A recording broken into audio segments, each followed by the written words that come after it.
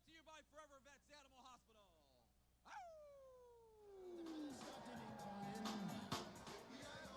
And the girls respond to the call. Who let the dogs out? Who let the dogs out? Who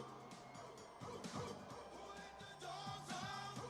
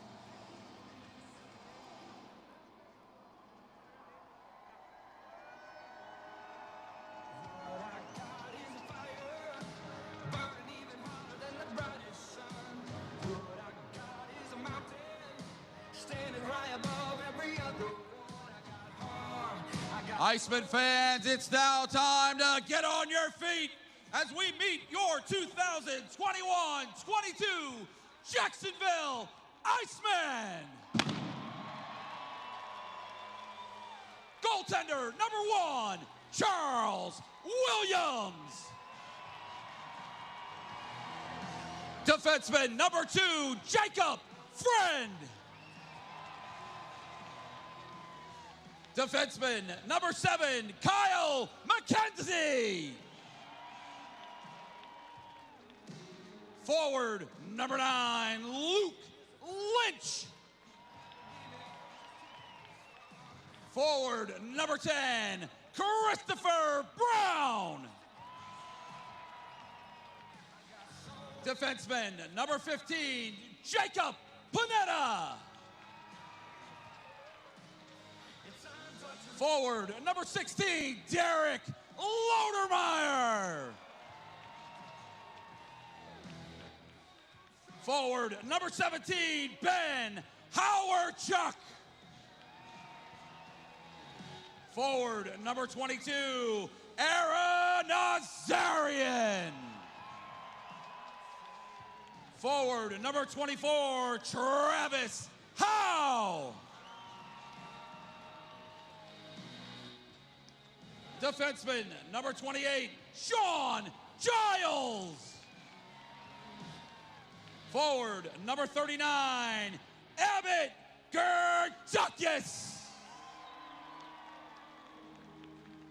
And now let's meet tonight's starting lineup for your Jacksonville Icemen.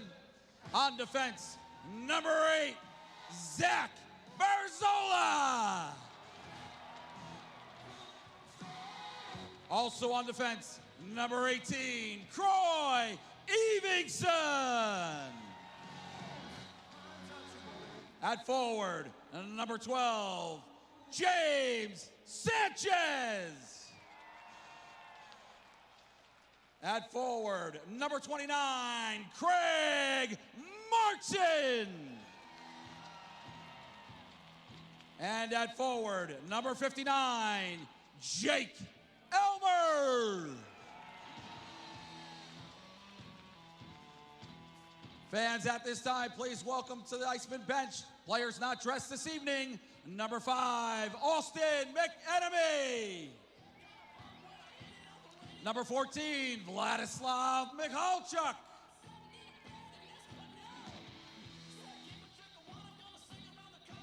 Number 19, Joey Sides. Number 74, Brandon Fortunato. And number 83, Ryan Roth. And now let's meet your 21-22 coaching and training staff. Iceman fans, a big Iceman welcome for your new head coach, Nick Luco. And the assistant coach is Brandon Maschinter. The head athletic trainer is Jake Reardon. The strength and conditioning coach is Patrick Murphy. And the head equipment manager is Matthew Conti, assisted by Jimmy Marks. And good evening and welcome back to Jacksonville and the Veterans Memorial Arena at the Publix Rink.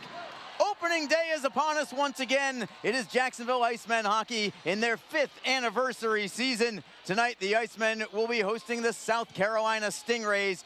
Jacksonville already has gotten their season started, going 2-1-1 on a 4-game road trip to get things started. But really, it's all about this one for tonight as they finally get an opportunity to play in front of what is going to be a sellout crowd. No more social distancing, just a huge crowd. It is going to be a tremendous evening tonight as the Icemen host the Stingrays. We'll have your opening face-off momentarily, but first, your national anthem.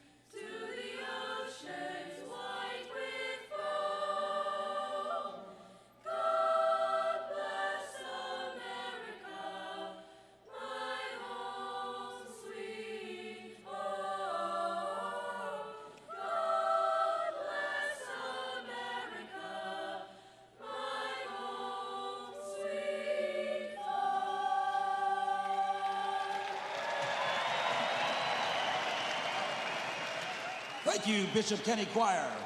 At this time, we ask that you continue standing as we honor America and all the brave men and women who served our country with the singing of our national anthem. Presented by the Duval County Supervisor of Elections. Remember, November 8th is the last day to register to vote for the December 7th special election. Performing tonight's anthem is the Julington Creek Chorus.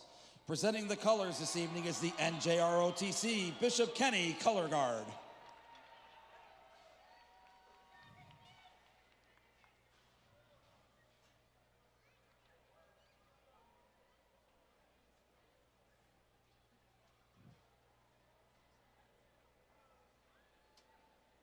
And we'll have your anthem in just a moment as the Icemen prepare for opening night.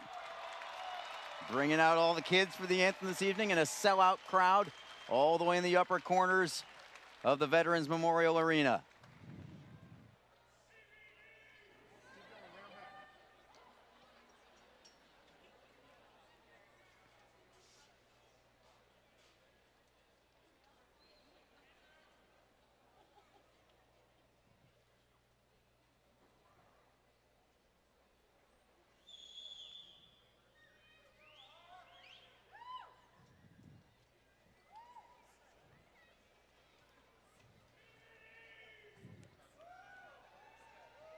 These kids know how to make an entrance.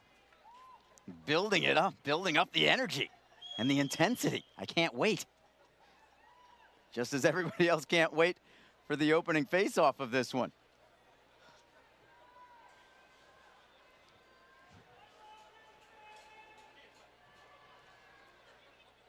The Icemen in new duds tonight, wearing sort of a royal blue with a medium blue. They look exceptionally sharp. led by their captain, Christopher Brown, newly appointed during training camp.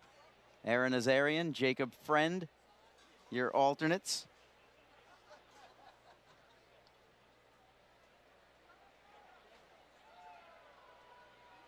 Derek Lodermeyer, also an alternate captain for the Icemen this year. All four of those guys, of course, playing for the Icemen last year. Puck drop momentarily. Here is your national anthem.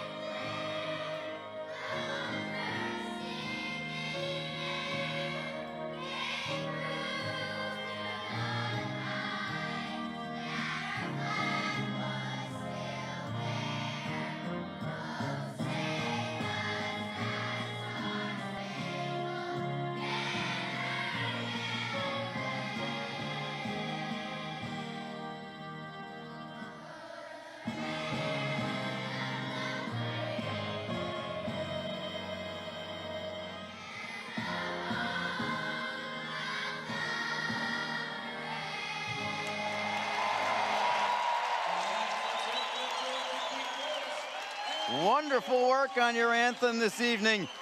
And we are now just a couple of minutes away from getting the home opener started in the 5th anniversary and All-Star Classic season as well. Of course, Jacksonville will be hosting the All-Star game on January the 17th. Cannot wait for that one. That is Martin Luther King Day of 2022. Arlie Johnson with you for the 5th consecutive year as well.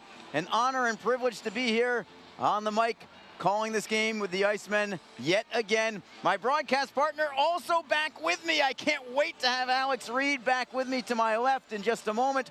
He'll be up in the booth momentarily, but he is here. He's no longer inside the bubble. There no longer is a bubble. There's just people everywhere. This is wonderful. And we all get a chance to catch some fantastic ECHL hockey. So Reeder will be up with us in just a moment. You've been listening to him. Hopefully you have been for the opening 4-game road trip, doing a sensational job as he always does. Jacksonville 2-1-1 already on the season. 1 home game tonight, of course, and then right back to the road tomorrow afternoon. These two teams will face each other again in Charleston, South Carolina. The Icemen start the year with 7 of their first 8 on the road, but it will come back to them in a big way after that. 9 of the following 10 games following that will be right here in the friendly confines of the Veterans Memorial Arena. So while they filter off all the anthem singers and flag bearers to the ice, we're gonna get ready to go. Your starting lineup for the Icemen. It starts with Francois Brassard between the pipes. Hartford Wolfpack property. He's played in 2 games thus far, as him and Charles Williams have split the goaltending duties. Brassard 1-0-1 on the year. 2.99 goals against average, save percentage of 87%. Hard to really give accurate numbers when it's only a couple of games. Everything is skewed at this point, but he has looked pretty solid. Of course, he got the victory on opening night on the road in Florida. A convincing 5-1 win for the Icemen. On defense this evening, Zach Berzola on the right side, Croy Evingson on the left. Up front, it is going to be Craig Martin, Jake Elmer, and James Sanchez. Sanchez takes and wins the face-off for the Icemen. We are underway. Thank you so much for being with us tonight on Mixlr and on FlowHockey.tv. The Icemen possess the puck, skating from my left to my right.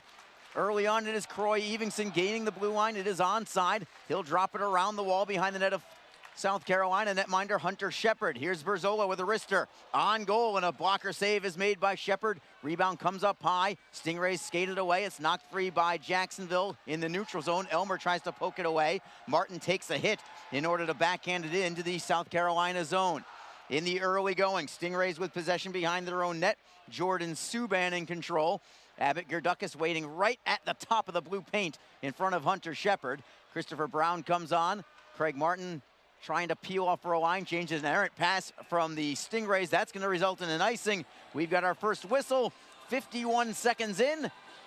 We are scoreless in the early going, and the Icemen will have a draw to the left side of Hunter Shepard, and they'll set up what is looking to be their top line early on. A little bit of chemistry from last year with Abbott Gerdukas at center, Christopher Brown, the captain on the right side, Aaron Nazarian, your left winger. He was last year's leading scorer for the Icemen, and Nazarian has the puck off the draw. Gets away from a forecheck from Allen, tries to work it in front, it is poked away, but the Icemen still with possession. Giles skates behind the net, he'll leave it in the corner for Gerdukas. Sack back in front, trying to find Giles, who had pinched to the opposite side, looking to go back door. Jacksonville still with it, Brown with a wrister. Save is made, rebound is loose, score! Aaron Nazarian has put the Icemen on top 1-0. It only took 1:15, and this home crowd is electric right now. 1-0 Jacksonville.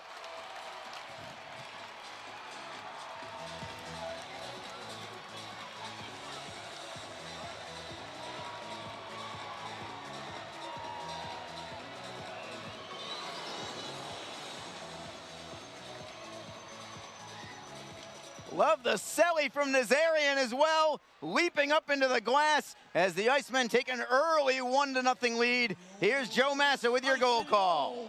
Scored by number 22, Aaron Nazarian. Assisted by number 10, Christopher Brown, and number 2, Jacob Friend. Time of the goal, 1 minute, 15 seconds. Nazarian with the goal set up by Brown. It was a rebound of Brown's initial shot, and the Icemen looking for more, forechecking in deep in the South Carolina zone. Stingrays sweep it up the left side, and it is Pionk bringing it into the Jacksonville end. He'll chip and chase. Jacob Panetta fights for it. Loses into the corner. Stingrays poke it down low. Alex Brink trying to center. Poked away by Jacksonville. They'll shovel it out to the red line, and the Stingrays looking for a lead pass ahead, knocked loose by Jacksonville, and it's the Icemen in their own zone. Safely knocking it out to center is Berzola. Stingrays drive it in to the left of Brassard. Evingson plays it behind his net for Berzola. Berzola, nice stick handling to work it away from a man, and the outlet pass to Martin. Right side it is Elmer. He'll take it off the wall. Sharp angle shot is deflected high and off the glass. Martin holds it in, looking for Elmer at the blue line, just holds it in. Flipping it into the corner. Evingson, the defenseman, pinches in deep to keep the play moving for the Icemen. Evingson along the near side wall. Gives it up to Kramer, and the Stingrays come away. Possible 2-on-1. Sacco left circle, flip pass, wrister, and a great save by Brassard. Snaring it with the glove, moving from post to post, and robbing the Stingrays, Ben Holmstrom, from equalizing. And Brassard, sharp early. That was a tester to be sure. But Brassard moving from his right to his left, comes over. Holmstrom did not one-time it. I think he needed to one-time it, but once he hesitated, that was it. Brassard had him with the glove. Brassard has another shot go by him wide to the far post. Stingrays play it off the back wall. Jacksonville looks to clear. They knock it loose, and the Icemen possess. It's Friend for Brown. Right wing side for Giles. Indirect feed for Brown. He's trying to shovel it forward. Finds Nazarian onside. He's got Gerdukas with him. Nazarian cuts to net. Forehand. Save is made by Shepard. Tremendous body positioning from Nazarian. For a guy who does not stand all that tall at only 5'9", he plays like he's about 6'4" at times. He really knows how to use his body against a much larger defenseman. He was able to still work his way around him, cut from the outside in, and get a forehander away. He nearly had his second in the opening 3 minutes of the game and change. Stingrays play it to center ice. Fast pace and a start to this game. Floric with a centering feed that goes right through the low slot, comes to the opposite wall, and the Icemen play it ahead. It's Gerdukas with speed. Nazarian trails. Instead, it's the right side for Giles. Rister on net and a save by Shepard with the blocker. The Icemen are buzzing as the Stingrays clear it away. Working it free to the right side. Here's Travis Howe onside. Howe with a wrister. Whistles it just wide to the glove side of Shepard. Howe got a lot on that one. Shepard, I think, was caught a little off guard by that as the Icemen look to clear, but South Carolina knocks it out of midair, and they'll steal on the turnover. Centering pass, well defended by Jacksonville. It's deflected out into the Stingray end. 16:05 to go in the first period. Already 1-0 at Jacksonville on an Aaron Nazarian goal. His third of the season already in the early going. And the Icemen on top 1-0. Play is bottled up at center ice. Stingrays pry it loose. It is Pionk driving it back into his own end for Tarek Hammond. Redirected behind the Jacksonville net by Brink. And Brassard will leave the puck there for Jacob Panetta. Panetta, who had some cameo appearances for the Icemen last year, was with the Icemen all last year, but didn't get into a whole bunch of games. He's still stationed behind his netminder, Francois Brassard. Fakes to the left, comes back behind the net again as the Icemen try to group up. Panetta goes right up the middle. Man falls down for Jacksonville. Blowing a tire. There was Martin. Centering pass knocked away by the Icemen. Not cleared yet. It's held in at the blue line by Allen. Now a steal from Jacksonville. Here comes Martin trying to play it off the wall for Sanchez. Sanchez onside, turn around, throwing it across the crease. Martin takes it off the boards and a drive is blocked. He gets it back. Elmer into the left wing corner, plays it underneath for Sanchez. Sanchez on his forehand, into the slot for Martin. Rister and a screen is blocked in front. Played off the glass by the Stingrays and safely out to center. Sanchez stick handles away from a man. Stingray player loses a stick briefly as Elmer plays it over the line onside. Sanchez with a drop pass. Comes off a skate right back to him. Behind the net it is Elmer. Elmer playing it to the far side half boards for Sanchez. Sanchez double teamed on the play. Stingrays try to clear it away. Held in by Jacksonville. Finally, the Stingrays get another crack at it, and the Icemen get it back at center. Onside is Evingson. Rister is deflected wide. That would have been dangerous if it was on net. Stingrays clear it away. Icemen again with it in the neutral zone. Gerdukas, great move ahead to Nazarian. Berzola steps into the play. Berzola in the right wing corner. Got the puck caught between his skates. He couldn't get the give and go back to Berzola again. Berzola stepping around a man. Onside, forehand, saved by Shepard. Just got enough with the glove. Playing to the blue line, Brown with a drive from the right point. He was covering for Berzola. His shot goes wide, comes into the corner. Nazarian tries to play it out of midair. It's poked loose. Nazarian gets it back. Double teamed by the Stingrays along the far side glass. Gerdukas to the blue line. He comes to the right point for Berzola. Centering feed, backhander Gerdukas. Save is made. Rebound is loose. Where's it gonna go? Shepard finally covers it up as the Icemen continue to pressure. Not satisfied at all with this 1-0 lead as the Icemen get an early one from Aaron Nazarian. It is 1-0 with the Icemen on top. And a tremendous start here from the Jacksonville Icemen. 13:44 to go in period number 1. An Aaron Nazarian goal has Jacksonville on top 1-0. You are listening to Jacksonville Icemen Hockey. Tonight's game is brought to you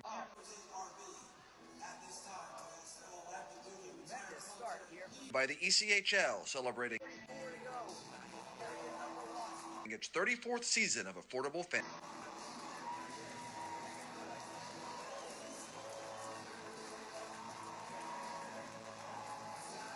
Just be confident. Community first.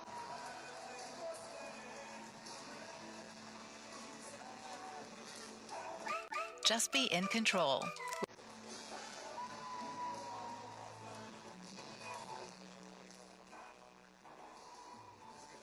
We're going to keep it right here right now, having a few glitches with our commercial breaks.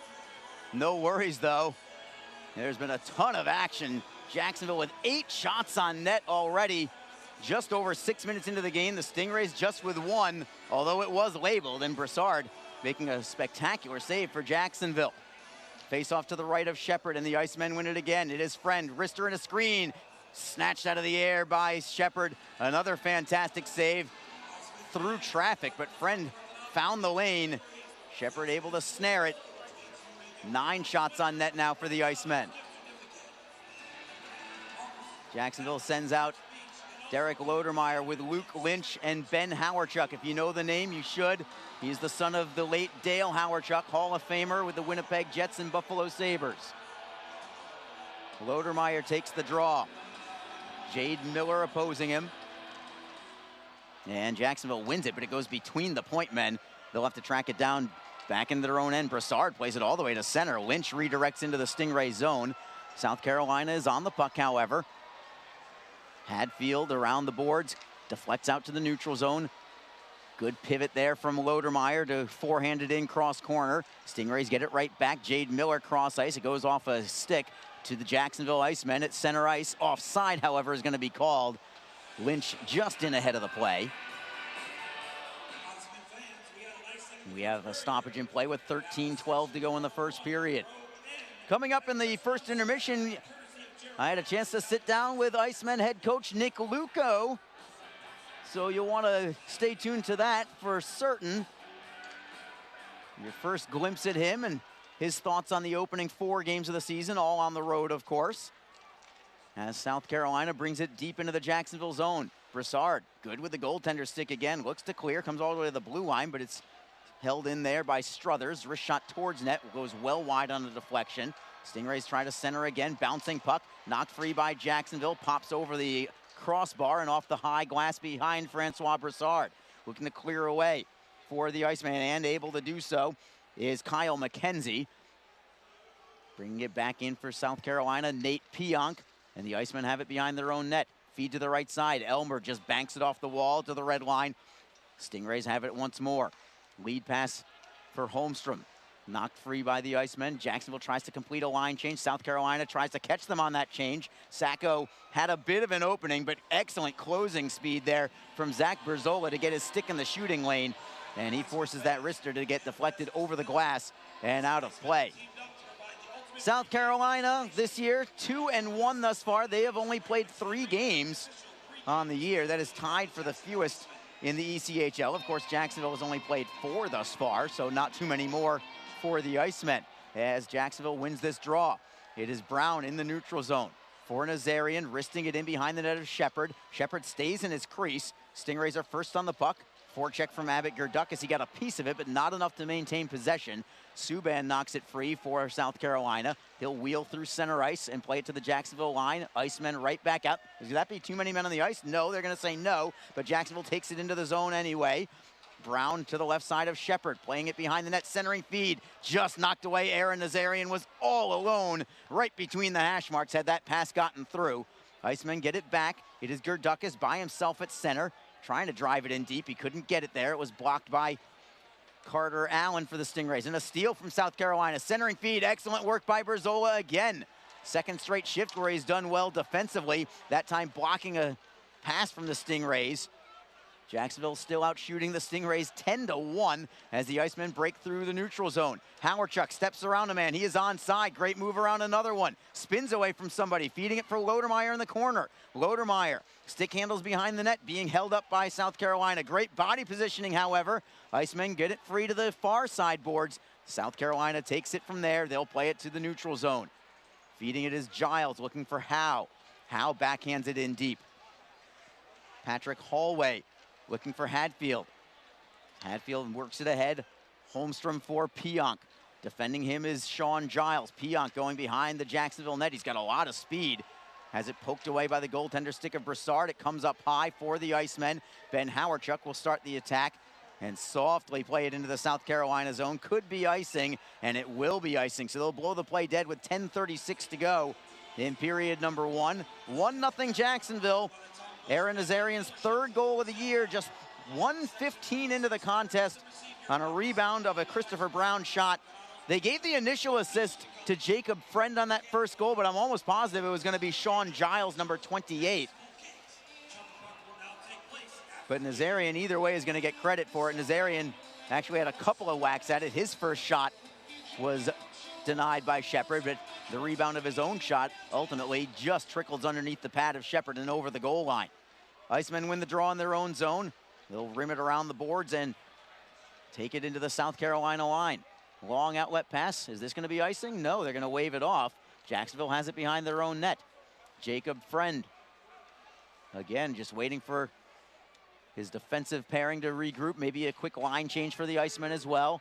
Friend carries up the right wing side, cuts back to the left, stick handling away. Outlet pass for Martin. Good feed to the right side for Elmer. He's got his man beat, tries to center, goes to the wraparound. Just put it through the blue paint. He couldn't quite get that pivot to work. He had the opening. He beat Shepard to the spot. He just couldn't wheel it around, and the Icemen get another shot towards goal from the blue line that deflects on net, and Shepard is able to make a glove save. 9:52 to go in the first period. It remains 1-0 Icemen. You are listening to Jacksonville Icemen hockey. Tonight's game is brought to you by Shepard to the spot. He just couldn't wheel it around, and the Icemen get another shot towards goal. And we'll keep it right here this time as we'll bring in, finally, I've been waiting this whole time for Alex Reed, my broadcast partner. Woo! It's been a year and a half coming, Reeder. It is great to have you back here. It is great to be back. I got to tell you, so I had to help out with the starting lineups for the team, just to kind of assist, get the guys wrangled up, which is on the other side of the arena from our broadcast position. And see, you hear it right now, and this is what I'm trying to get at, Arlie. It literally, I've been trying to get up here ever since. There's so many people in the concourse right now, and this is what this night's all about. We've been waiting on this to have full capacity here at VyStar Veterans Memorial Arena. We have it here tonight. We already knew the game was sold out days in advance, but it was very difficult to navigate because the concourse right now is packed as well. So it's great, and it's awesome to see. So I guess, yes, I'm late, but I guess for good reason. This is a welcome sight.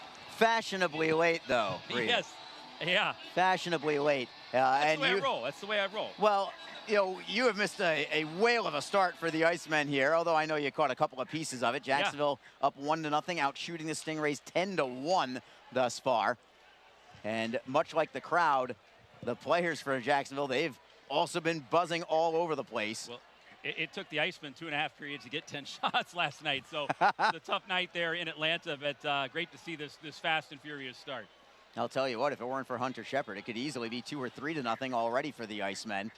Yeah, he's a good goaltender, and we've talked about that maybe off the ice there a couple times earlier.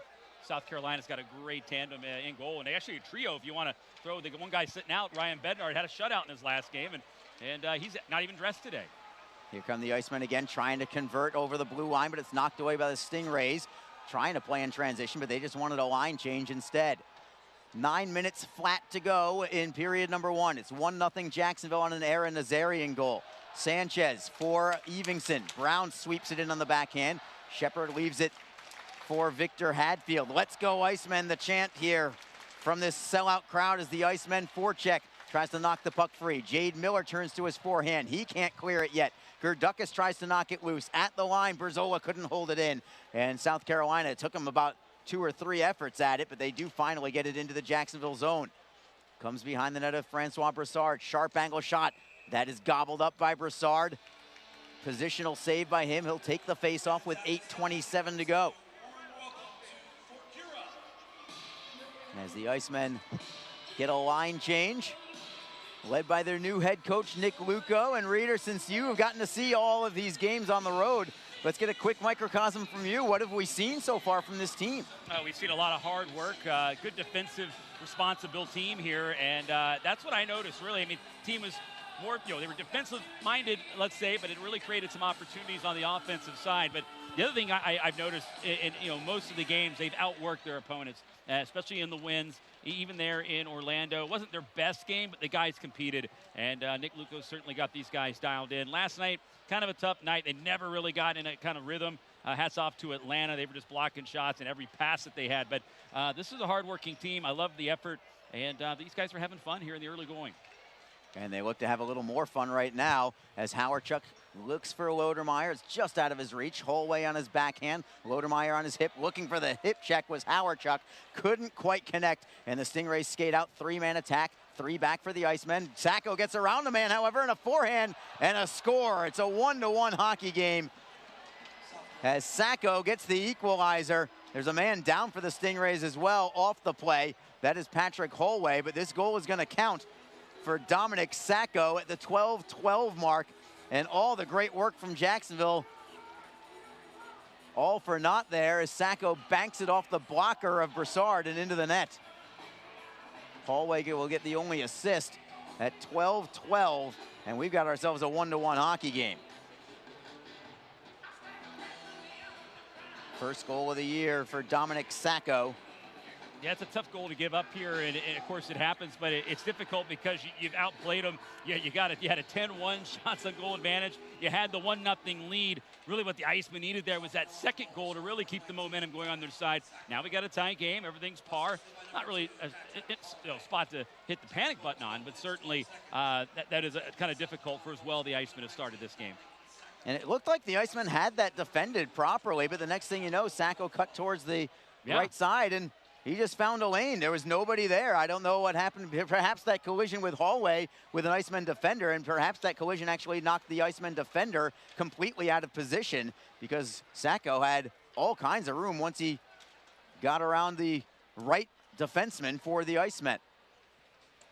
1-1 hockey game, 7:06 to go, first period. Jacksonville has the puck in their own zone.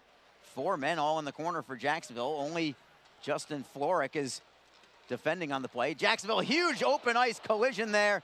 Gerdukas hopefully is okay. Nazarian goes after a man. Berzola goes after a man as well. You don't want Aaron Nazarian fighting this particular guy, but Travis Howe comes right out, and he's going to try and go after somebody. He's already dropped the gloves, and he really wants a piece of Alex Brink. We'll see if they let him go. Yeah, the scrum continuing here. You know, I saw Nazarian trying to get involved. I'm like, get out of there, Nazi. Howie's out there. And, of course, Howe was just trying to get around everybody and get around the pile to get after his man. They never got a chance to actually exchange the fisticuffs. I think Howe may have just come onto the ice just as that collision had happened. Most important thing out of all of that, Abbott Gerdukas is okay. Yeah. But that was, I'll tell you what, that was a wicked hit. Borderline whether it was clean or not. Gerdukas, I think, had just received the pass. His head was down, took an open ice hit. Thank goodness he is okay, and I don't believe they're calling any penalties. Your referee tonight, Sam Heidemann. Your linesmen, Brady Fagan and Antoine Bouillol-Roux. I'm assuming I'm pronouncing that right. He is French. I think you got it. Yeah, I met him before the game. And I know Joe Massa, the PA announcer, was pretty much saying that he went over the officials for tonight's game, and he was down there and he said, yeah, that was pretty good. So he likes it for sure. Usually the players are hard enough to pronounce. You throw the linesmen and referees in there. I know it. You know, you want some common names for that. But no, we get Bouillol-Roux. Nazarian also in the penalty box. I wonder if the Icemen might end up shorthanded out of all this. Howe is in there also.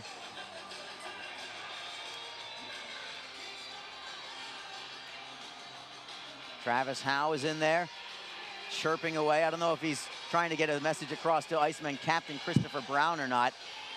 South Carolina captain Andrew Chernichin, same as it ever was. I think he's been their captain for about 36 years now at this point. Yeah, you could say that.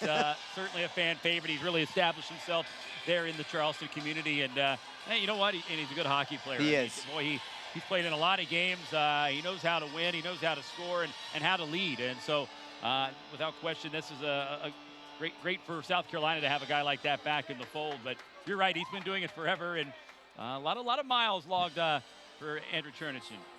They do have an extra 2 minutes on the board for Aaron Nazarian. So despite the wicked hit from South Carolina, they deemed it as clean. I can't argue that decision. I did think it was going to end up being even up on the ice, but I don't think it's going to be. And now Howe punches the glass, screaming at Brink, this is not over. I cannot wait to hear what Travis Howe is saying. Even Nazarian getting involved with the barking as well. That's a little bit out of his, what he does. He doesn't typically get involved in that, but he's into it right now, really getting into Brink. Howe just took his jersey off in the penalty box. He is ready to go. Oh, he is livid, and Brink is going to have to watch himself here tonight. Travis Howe never forgets. No, he does not, and it's a long season. This is just game one between these two clubs. They'll face each other a lot. But for the present, Jacksonville is shorthanded. 1-1 hockey game, 6:48 to go in the first period. Derek Lodermeyer will take the draw for the Icemen. Penalty killing with him, Craig Martin. Jacksonville already has 3 shorthanded goals this year, already exceeding all of last season. The 2 defensemen for the Icemen, Croy Evingson and Zach Berzola. Stingrays win the draw. However, it is Chernichin as a 4th forward at the blue line. Feeding the puck for Jordan Subban. Wrister in a screen, blocked in front. Rebound comes to Jacksonville, but it was a bouncing puck. They couldn't clear it away, and Sacco holds in at the left side half boards. Dropping it off the wall, Subban playing it cross ice. Chernichin into the slot, shot goes wide in the bumper. Looking for it was Holmstrom. Chernichin turns, tries to clear it away. It's deflected, but right back to South Carolina. Sacco to the blue line, center pointed is Subban. To the right's Chernichin, winds and fires and scores. A power play goal for Andrew Chernichin. We just pumped his tires, and now you know why. Power play goal for the South Carolina Stingrays, and just like that, a 1-0 lead for Jacksonville has been erased. It's a 2-1 advantage for South Carolina. The ageless wonder, Andrew Chernichin. We were just talking about what he brings to the table and can play in any situation, and here he is on the power play, cranking off one to give the South Carolina Stingrays a lead. 4 shots on net, 2 goals, Arlie. Again, as good as the Icemen started this game and how well they got off to this fast and furious start, they're trailing right now here, surrendering another power play goal, and they've been doing that now in the last few games. You know, their power play's been getting the job done, but the penalty kill here early in the year is still trying to figure and sort things out. They were 75% going into that one. They had killed off 12 of 16 attempts, so now 12 of 17. And the Icemen now will have to come from behind in this contest. South Carolina tries to clear out of their own zone. They cannot do it. Icemen hold it in. Elmer stick handles around one man. Poked into the corner, penalty coming. This one's on the Stingrays, so Jacksonville has an opportunity to come right back and equalize. A hooking call against South Carolina. I was going to put the over-under on this game at about 4.5 goals for the entire night. South Carolina does not allow many, but they don't score many. But Jacksonville now has a chance to make it 2-2, not even 15 minutes into the game. Yeah, it's a hooking penalty. It's going to Miller here. That was when Elmer had the puck on the left wing. He was just trying to make his way towards the circle there and get a chance on a shot, and then Miller with the obvious hook there. So easy call there for the official today. And then 2-1 game, an opportunity for Jacksonville to try to even this thing back up. So we'll take a break in the action. Well, I think we're going to keep it right here. We're having some issues getting our spots on, unfortunately, tonight. We will work on that. It is opening day. I've got them all lined up here, Rita. They're all ready to go. They're just not seem to be working. That's okay, though. Hey, I know all about it. Yes. I know everything you're going through right now. And, you know, that's part of it. You know, we'll get through it. It's obviously we got new systems we're dealing with, and you as well got a new computer. I mean, we'll get this stuff figured out here eventually. First world problems, my friend. Yeah. We're here watching hockey. What else could we possibly need? Sellout crowd, hockey weather outside. Yeah, without question. Let's talk about that, how we orchestrated the weather for this event here. Yeah. It's been a little chilly here, definitely a wet couple of days. That system's just kind of hovering and chilling over top of the area, but we had to drive back home in it, and it was a steady rain for about 3.5 hours. Been that way all day. Jacksonville on their first power play of the night. They win the draw. Brown with a wrister that is blocked in front. Gets it back. He'll play it behind the net. Nazarian overskates. Hammond will shovel it out on the backhand. It goes all the way down to the right of Francois Broussard. Zach Berzola leading the power play unit tonight for the 2nd straight night. Brandon Fortunato is out for Jacksonville. He would be your power play quarterback typically, but not this evening as Berzola chips it in behind the Stingray net. South Carolina, however, first on the puck. And not pressured was Hammond. He'll clear it again. Jacksonville couldn't get in deep to pressure Tarek Hammond. 1:22 to go on the power play. Jacksonville trails 2-1. 5:08 to go in the first period. It is Brown off the wall for Martin behind the net. Poked away by South Carolina. Hammond feeds it for Floric. Floric unable to clear it out. Excellent work by Berzola. Cross ice, we work it for Aaron Nazarian, right wing point. Moves it to the top of the circle. Plays it down low for Martin. Martin stick handles to the near side half boards. On his forehand, Nazarian on his forehand tries to leave it there for Martin. Poked away by South Carolina and cleared away by Floric. Yeah, right idea there for Aaron Nazarian. He was trying to do that little move where you catch it on the backhand and flip it to the forehand, get the shot down low, but it just didn't quite cooperate, so he had to pull it back, and that little pullback allowed the defender to kind of even up on him and knock it away. Great feed, Sanchez to Howardchuk. Howardchuk button hooks at the bottom of the circle, goes to the blue line. Saucer pass for Giles. Right circle, it is Sanchez. Sanchez looks for the seam pass. It's deflected all the way to the opposite wall. Elmer holds it in behind the net for Lodermeyer. He'll continue it along to the near side for Sanchez. Still 18 seconds to go on the power play. Sanchez again at the top of the right circle. Flattens the puck, looks for some help. To the line, it's Giles. Sanchez gets it back, playing it down low, looking for the centering feed. It is blocked by South Carolina. Well read there. Sanchez with it once more. 3 seconds to go on the power play. Giles, right circle, one-timer is blocked by Struthers. It comes loose for Elmer. Teams are back at full strength, but the Icemen continue to pressure.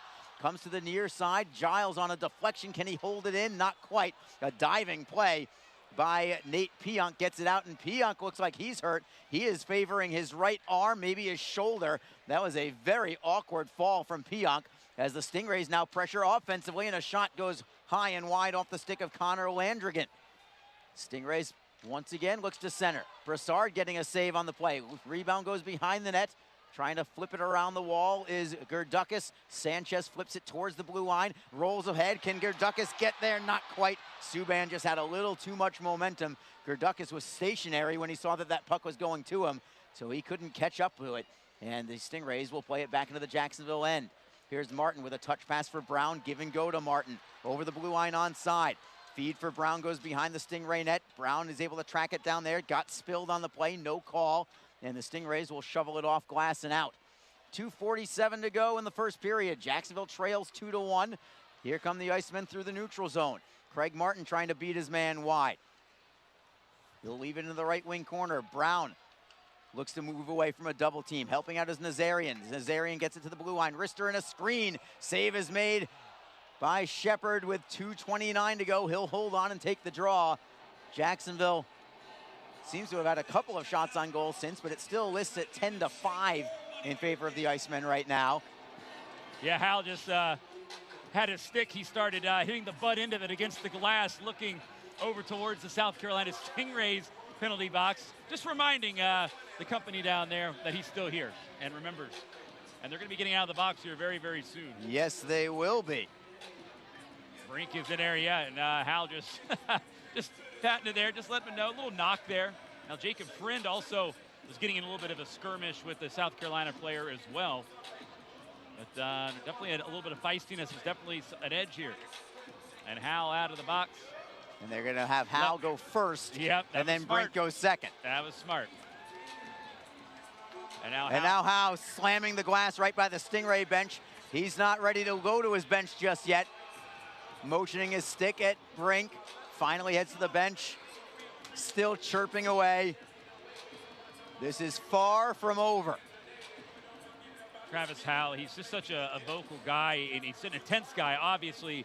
But I've seen him in the locker room. There's been times when the team's down, and you know the captains can say all they want to say, but when he gets mad and starts yelling at the guys in the room to fire him up, everybody pays attention. You can't help but not to. He's not wearing a letter, but he's definitely a leader in this room. Stingrays win the draw in their own zone. They'll get it to center and clear it into Jacksonville's end. Loose puck there belongs to the Icemen. It is Giles starting the attack. Stick handling away from further harm. Takes a hit in order to work it ahead for Elmer. Elmer working 2-on-2 behind the play. Couple of men go down. Works into the right wing corner. Elmer for Lynch. Rister is deflected over the crossbar. Play is getting physical right now as Lynch is down behind the play. Justin Florick was on top of him. Here comes Travis Howe onto the ice. We'll see who he goes after.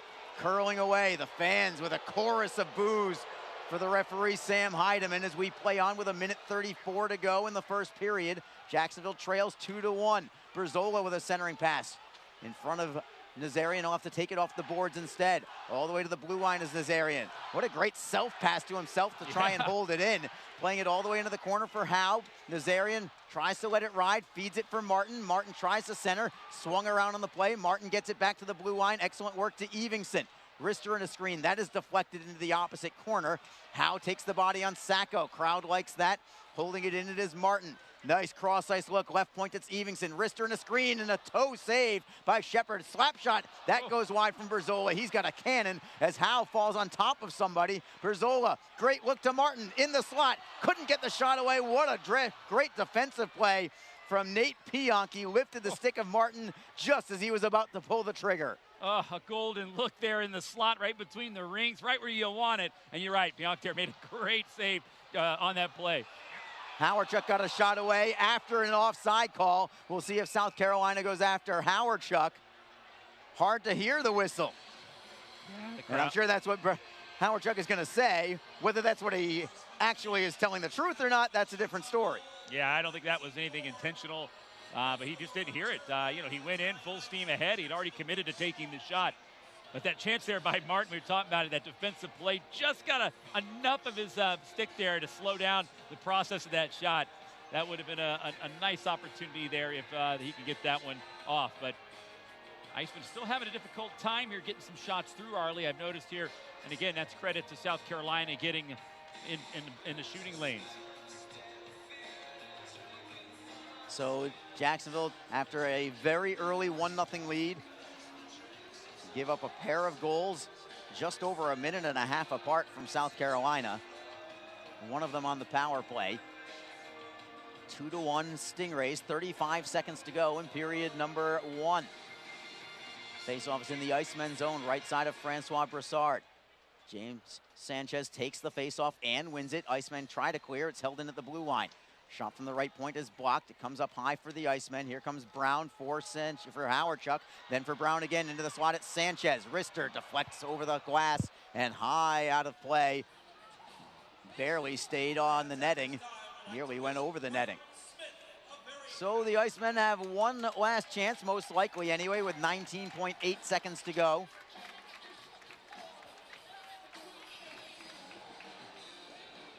Sanchez on the faceoff with Brown and Nazarian. They dropped the puck. That looked very strange. Somebody lost a stick blade on the play.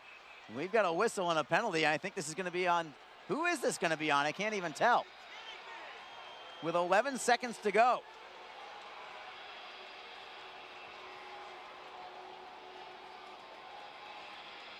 We're waiting to see who's going to the box. Now Jacob Panetta wants a piece of Justin Florek.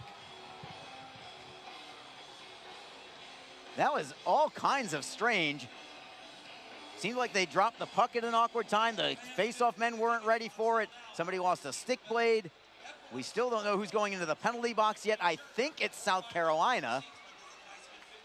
Finally, we get confirmation on that. Tarek Hammond goes in for South Carolina.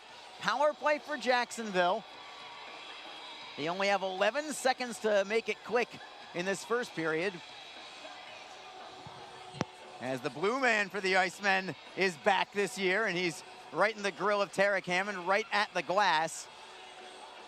Whiteboard man is there as well. He's put some neon up on the frame of his sign this year. Sanchez, Martin, and Nazarian up front for Jacksonville. At the blue line, it's Christopher Brown with Zach Berzola. Icemen win the draw. Martin to the blue lines. Berzola with a drive. That goes just wide. 4 seconds to go. Stingrays look to clear. Jacksonville's not going to get a shot on goal. Time will expire here in a chippy affair that was dominated by Jacksonville in the early going. The first 10 minutes was all Icemen. They scored just 1:15 into the game on Aaron Nazarian's third goal of the year. Set up by Christopher Brown and Sean Giles. But in the second half, South Carolina closed the gap and then ultimately took the lead. They had a pair of goals just over 90 seconds apart. Dominic Sacco on a breakaway that just kind of appeared out of thin air. His first of the year, set up by Patrick Holway, and it was Andrew Chernichin on the power play after that, set up by Jordan Subban and Dominic Sacco. I believe that's Travis Howe talking with one of the linesmen right now as he's off to the bench, and they are still jawing. It is Holmstrom jawing away with Howe, and the linesman again has to separate Howe and escort him to the locker room. Travis Howe will play a role in this game. There is no doubt about it. Still 40 minutes left to go at least. Reader, opening thoughts here from this first 20 minutes that seem to have a little bit of everything. Well, you gotta love it. I love intensity and rivalries, and these are two teams that have been duking it out for years, and it's really what rivalry hockey's about, and the South Division hockey's all about. These two teams often don't like one another.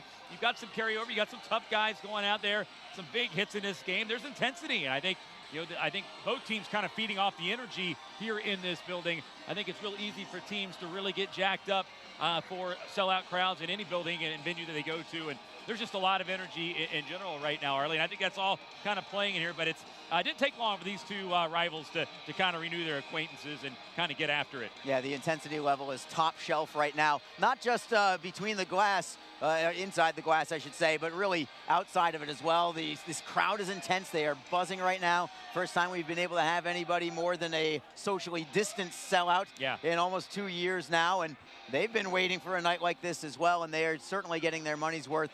But there's still a lot of work left to be done here as well. Jacksonville, after starting the season on a 2-game win streak, now they are 2-1-1, trying to stay above 500. But they've got some work to do, perhaps. An early second period power play can get things to work out with a 2-1 disadvantage for the time being. We'll find out what happens in the next intermission. Shots on goal in the first. Jacksonville with 12. South Carolina with 5, but ultimately that doesn't mean much. It's 2-1 Stingrays after one period of play. Hopefully we'll be able to get some of our commercials to work here. If we do, you'll get to hear from head coach Nick Luco of the Jacksonville Icemen. Stick around for that. This is Jacksonville Icemen hockey on Mixlr and on flowhockey.tv.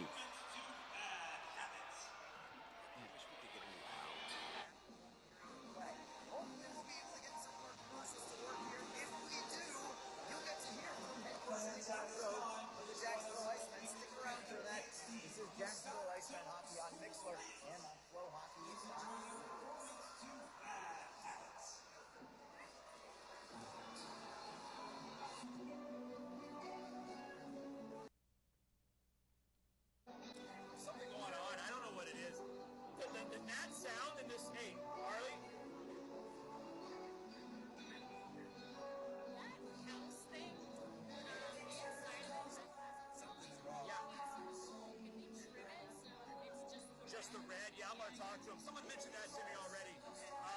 Yeah, he did. Yeah, well, I'll talk to him about that because they can't see the right. Yeah, it's like one big sheet, but if they can just trim it, it'd be good. Okay, yeah, I'll let them know. Why is it an assist? The area, the broadcast I pulled up to look at that from, it got started late, so it didn't record it. So. Best at Jacksonville and Orange Park. Yeah, exactly.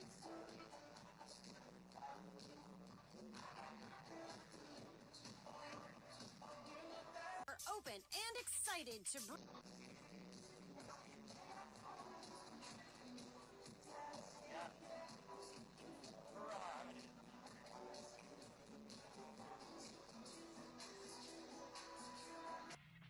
NHL players.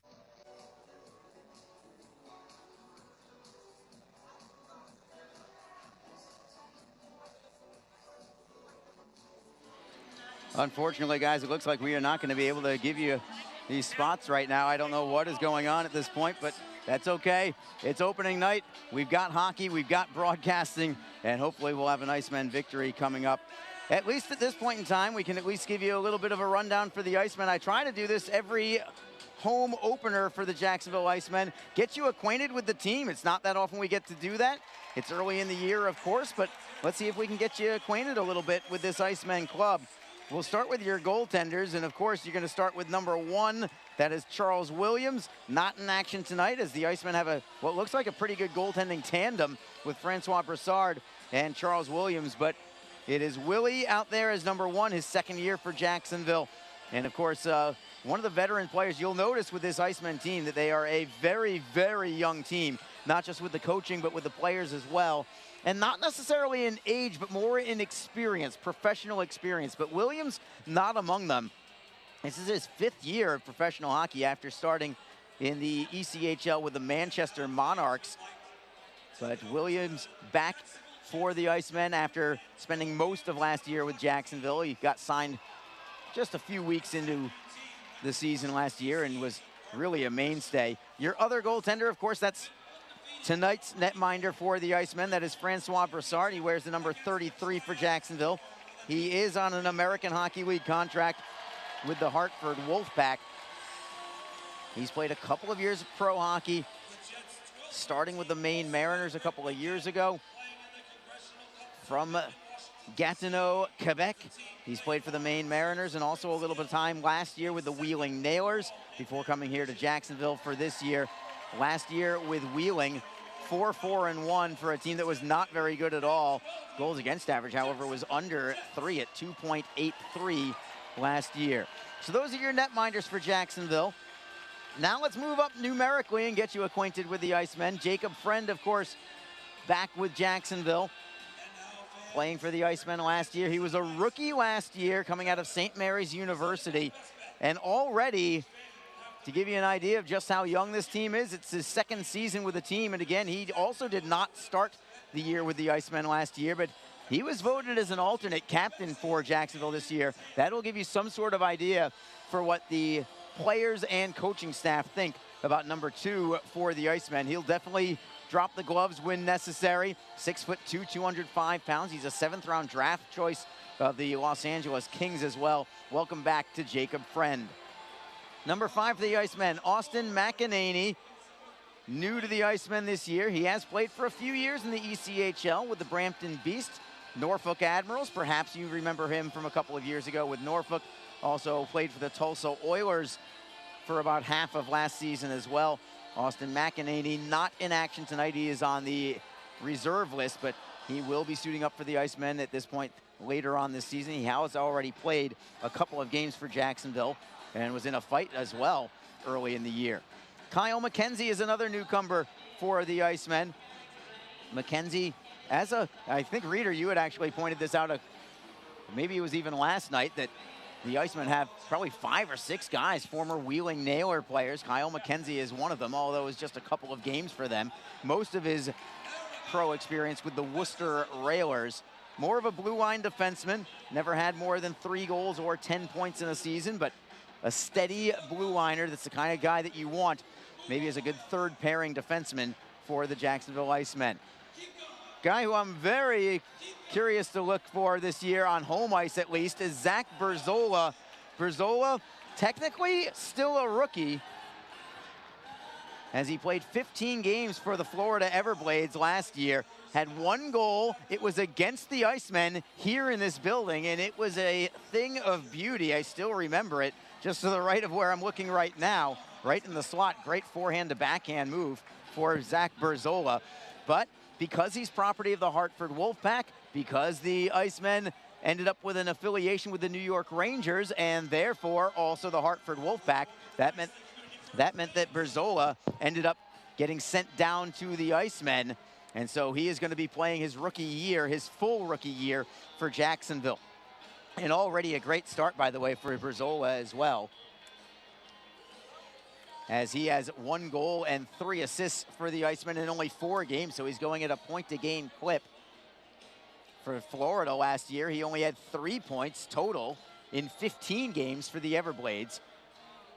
He's a graduate of Colorado College as well, Zach Berzola, 6'2", 196. One thing I've definitely noticed with the Icemen this year, this is easily the biggest defensive core that they have ever had in their 5 years. And Berzola is going to be among that group. You'll see some other guys in there also. Luke Lynch, new to the team, another former Wheeling Nailer, had a cup of coffee with them after graduating from Robert Morris University in Pittsburgh. He's also a Pittsburgh native, just getting started with the Icemen.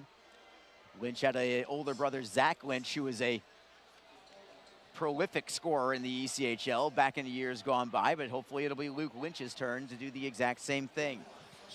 Lynch wearing the number 9 for the Jacksonville Icemen. Your captain for Jacksonville this year is Christopher Brown. Brown had a great season last year for the Icemen, 54 games played, 29 points, 15 of them goals. Look for him, if the Icemen are going well, look for him to be your 4th forward on the power play, manning the left point, where he's going to try and unleash his one-timers from the top of the left circle. sort of like a Alex Ovechkin or a David Pasternak would. That is going to be Christopher Brown's role on the power play. He's going to be on your first power play unit. He's got a blazing one-timer, and hopefully he'll be able to work and build on his season from last year, which was already a good year. Brown, former captain at Boston College. If we get our commercials to work, we'll also hear from from Christopher Brown, hopefully in the second intermission tonight, as I had a chance to sit down with him earlier as well. James Sanchez is next, wearing the number 12 for the Icemen. A graduate of powerhouse hockey program, Arizona State. That is a new program, but it has really worked itself very well for the Sun Devils out in Tempe. Sanchez began his pro career last year in Hartford in the AHL. He had a great start to his pro career last year, 5 points in 8 games for Hartford, but he's down here in Jacksonville right now. Already 4 points in 3 games for the Icemen. He sat out last night, but he is back with the Icemen this year, and he has some very good skill.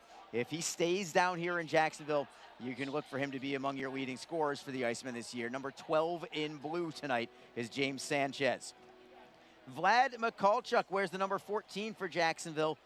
Hulking guy, although at least in terms of height, not necessarily in terms of bulk. 6'4" for Vlad, only 176 pounds, so he's not going to be the kind of guy that's going to necessarily fight for you, but he can certainly use his size and his body positioning to work around the net, so hopefully some good in-tight work from Vlad Mikalchuk this year. He also played for the Wheeling Nailers last year, getting his career started with 19 games for the Nailers, 5 points, 2 goals, 3 assists. Only 22 years old for Vlad Mikalchuk, so he's among the youngest guys on the team.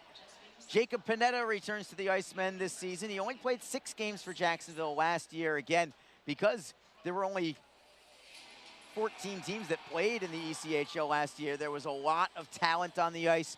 Panetta couldn't really crack the lineup in terms of being on the ice for Jacksonville, but former head coach Jason Christie really saw something out of Panetta. He wanted to keep him on the roster. Panetta stuck around, and hopefully it pays off for this year. Panetta, a graduate of Colgate University, playing in his 2nd game of the season. Tonight he wears the number 15.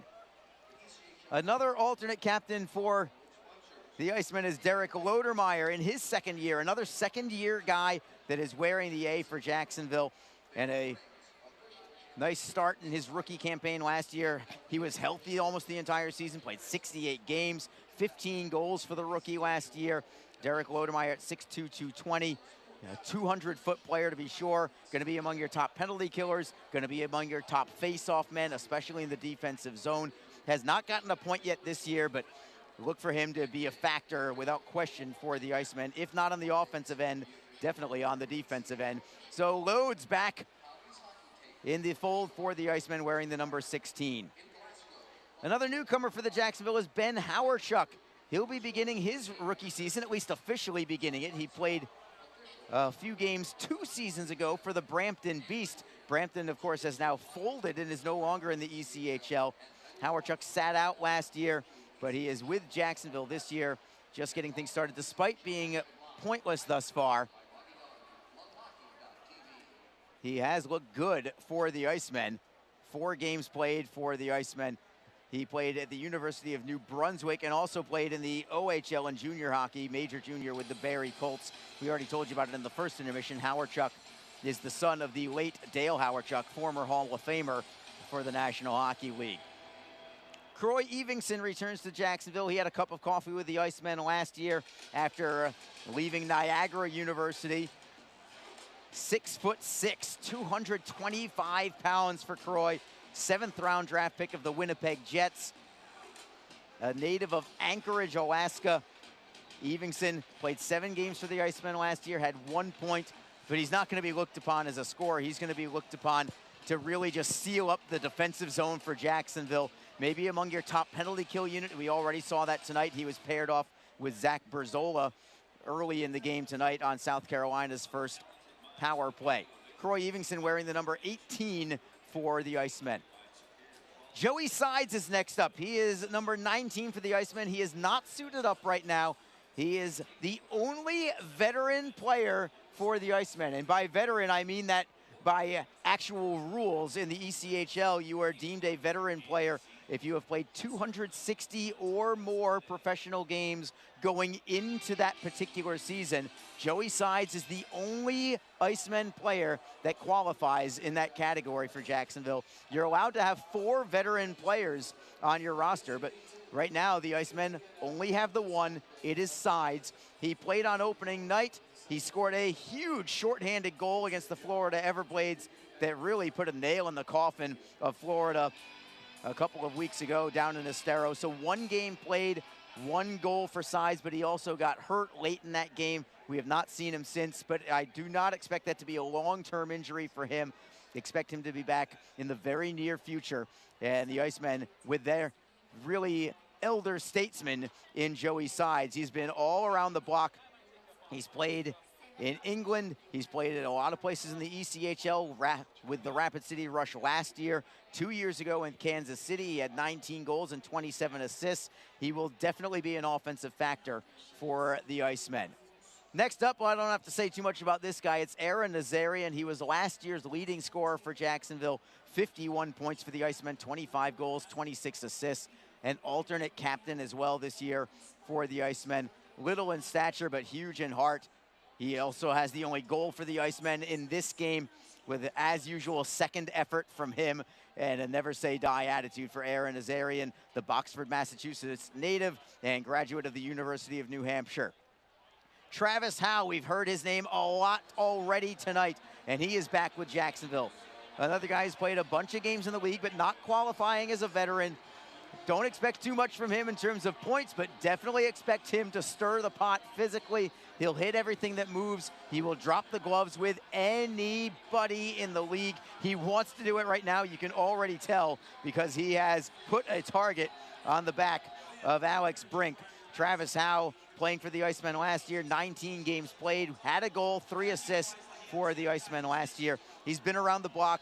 He played for the Greenville Swamp Rabbits for a couple of seasons as well, also for the Utah Grizzlies. And I think the Icemen are going to be pretty happy to have a guy like Travis Howe policing the club this year. 6'4", 235 pounds. There are not too many people around the ECHL that want to mess with that guy. But Howe doesn't care about that. He will find a way to mess with you, whether you want it or not. And hopefully he'll do it within the boundaries of the rules and keep disciplined at the same time. You can't just do it every time. You got to make sure you do it smartly too. A newcomer for the Icemen and a rookie to the ECHL is Sean Giles, 6'1", 183-pound defenseman, a native of Colorado Springs. Like Luke Lynch, he graduated from Robert Morris University in Pittsburgh, played in the Southern Professional Hockey League last year for the Knoxville Ice Bears, and he's getting a crack at the lineup here for the Icemen, and he's looked pretty solid thus far. 3 games played for the Icemen. The only player for the Icemen, I believe, correct me if I'm wrong here, Reader, but I think the only guy that is now entering his 3rd season for the Icemen is number 29, Craig Martin. I think he's the only one. Marty last year, 32 games played, 7 goals, 3 assists for the Icemen last year. And again, showing a lot of promise. Weren't sure if we were going to keep him this year, but we ended up able to get that contract done. He's got a goal and an assist already for Jacksonville, a grad of the Quinnipiac University in Hamden, Connecticut. Craig Martin is back for the Icemen as we bring Alex Reed back in. And we got a couple more guys to go here. Actually, no, just a couple more. Abbott Gerdukis, let's just finish it off here before we get on moving. Abbott Gerdukis, 47 games played last year for the Icemen. What a season he had. Started slow, but really picked things up late in the year. 12 goals, 23 assists, 35 points for Gerdukis. He played for the Toledo Walleye. The Icemen actually acquired him in a trade 2 seasons ago for Emerson Clark. And Gerdukis, I think, ended up really being a kind of a steal for the Icemen, getting him in that trade. And look for him to be one of the leading scorers. He already has 3 points on the season in 4 games played. Rounding out the roster for the Icemen, 3 more to go. Jake Elmer played for the Icemen last year, 26 games for Jacksonville last year. He only had 2 goals in 26 games for Jacksonville last year. He already has 3 goals in 3 games for the Icemen this year, so already exceeding last year's total. He is a draft pick or at least contracted by the New York Rangers. So he has been brought down from New York to Hartford and ultimately to here. Your final two for the Icemen, Brandon Fortunato. He is not in the lineup tonight, nursing an injury, but he is typically going to be your quarterback on the power play for the Icemen. Your offensive style defenseman. Last year played in the American Hockey League for both the Cleveland Monsters and the Belleville Senators. The year before that, 48 games played as a rookie for the Florida Everblades. He had 21 points in 48 games as a defenseman for Florida. And rounding things off, another rookie, Ryan Roth for the Icemen. Actually had a few games played with the Wheeling Nailers last year after finishing his junior hockey league career with the Sarnia Sting in the Ontario Hockey League. He had 50 points in 57 games for Sarnia. Not in the lineup again tonight, but he has already played 3 games for the Icemen. As we bring back Alex Reed and as we bring back the players, I don't even know if I can hear you right now, Reeder, but last I heard is we are on the air, at least for the moment, so let's stick with it here. I'm not sure if we're good on the Mixler feed or not, but it is a 2-1 hockey game, South Carolina on top. I think the message from head coach Nick Luco has got to be, look, we're down. Don't worry about it. We played great. We had about a 2-minute lapse. Other than that, keep things going. Let's get a power play goal here, and we're right back to even, and let's just keep doing what we've been doing for the most part. Yeah, no, without question. I mean, that's got to be the mindset for this club. You're only down by 1, and they got a chance here on the power play to really even his score up and then get the crowd right back into it. So I don't think it's panic time for this team. Without question, this is a situation they've been in before. And, you know, we talked about their power play has been getting the job done here in the first 4 games. They'll be asked to do that again here. And as far as hearing you, you're right. I can't even hear you in the headset. I know you really can't hear me. I know that we're having issues on Mixler, but I've diverted everybody to YouTube. If you go onto YouTube, I put the link down on Twitter and on the Mixler side of things. But it's you have to go to there because I think we had a problem with our board, Arlie. I think there's something going on.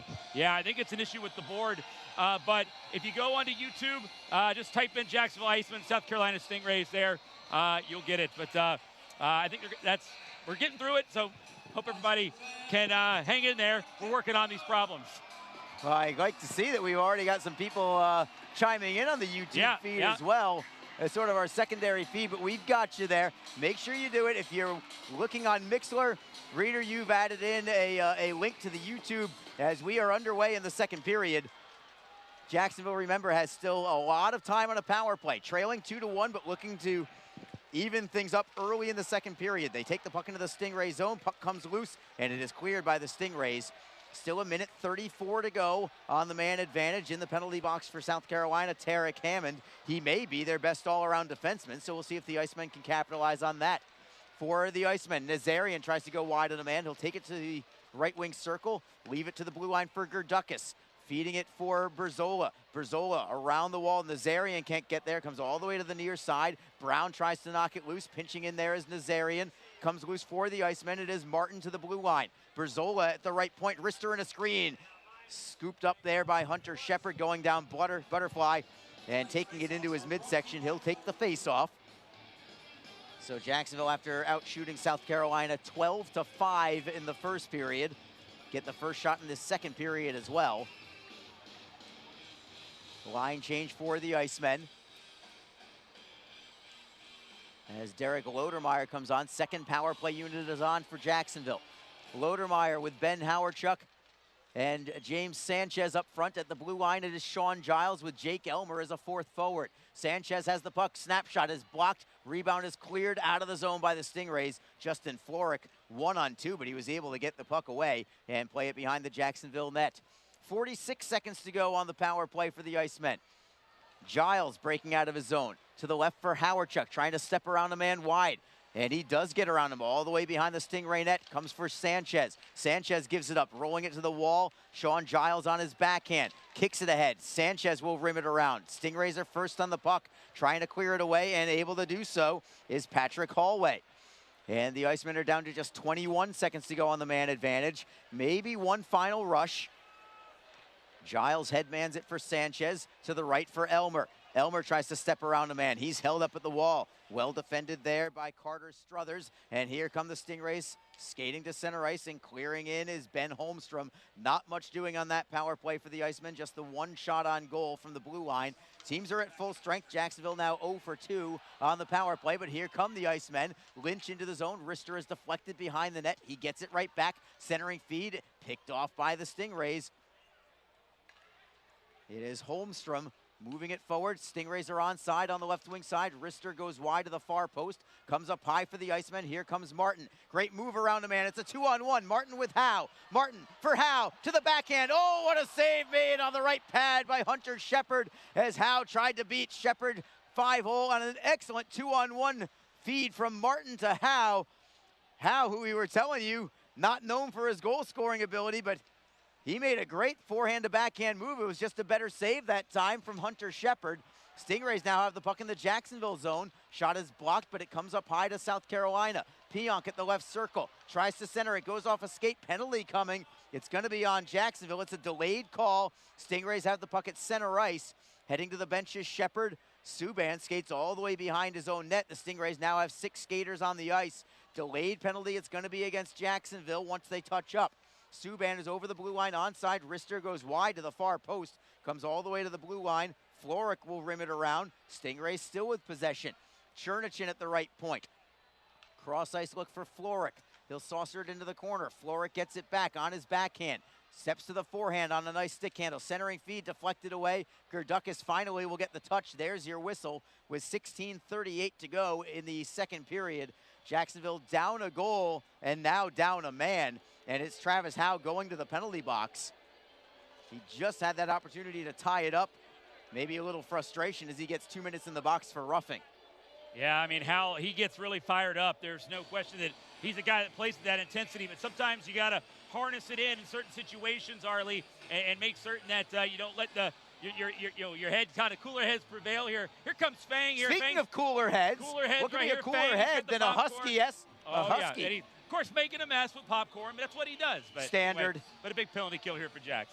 Yeah, this is pivotal. The Icemen, again, do have 3 shorthanded goals this year. Perhaps they'll be able to get one on South Carolina. Stingrays on the power play going into this game. They were 1 for 9, now 2 for 10 on the year. Jacksonville's penalty kill, 75% coming into this game. Icemen win the draw. Brassard flips it around the boards himself. Lodermeyer trying to clear, and he does on a second effort. Comes behind the net of Hunter Shepard.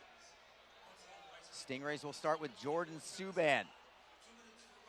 Subban to the right side for Chernichin. Had it caught in his skates, and the Icemen, Jacob Friend, tried to feed it ahead for Brown.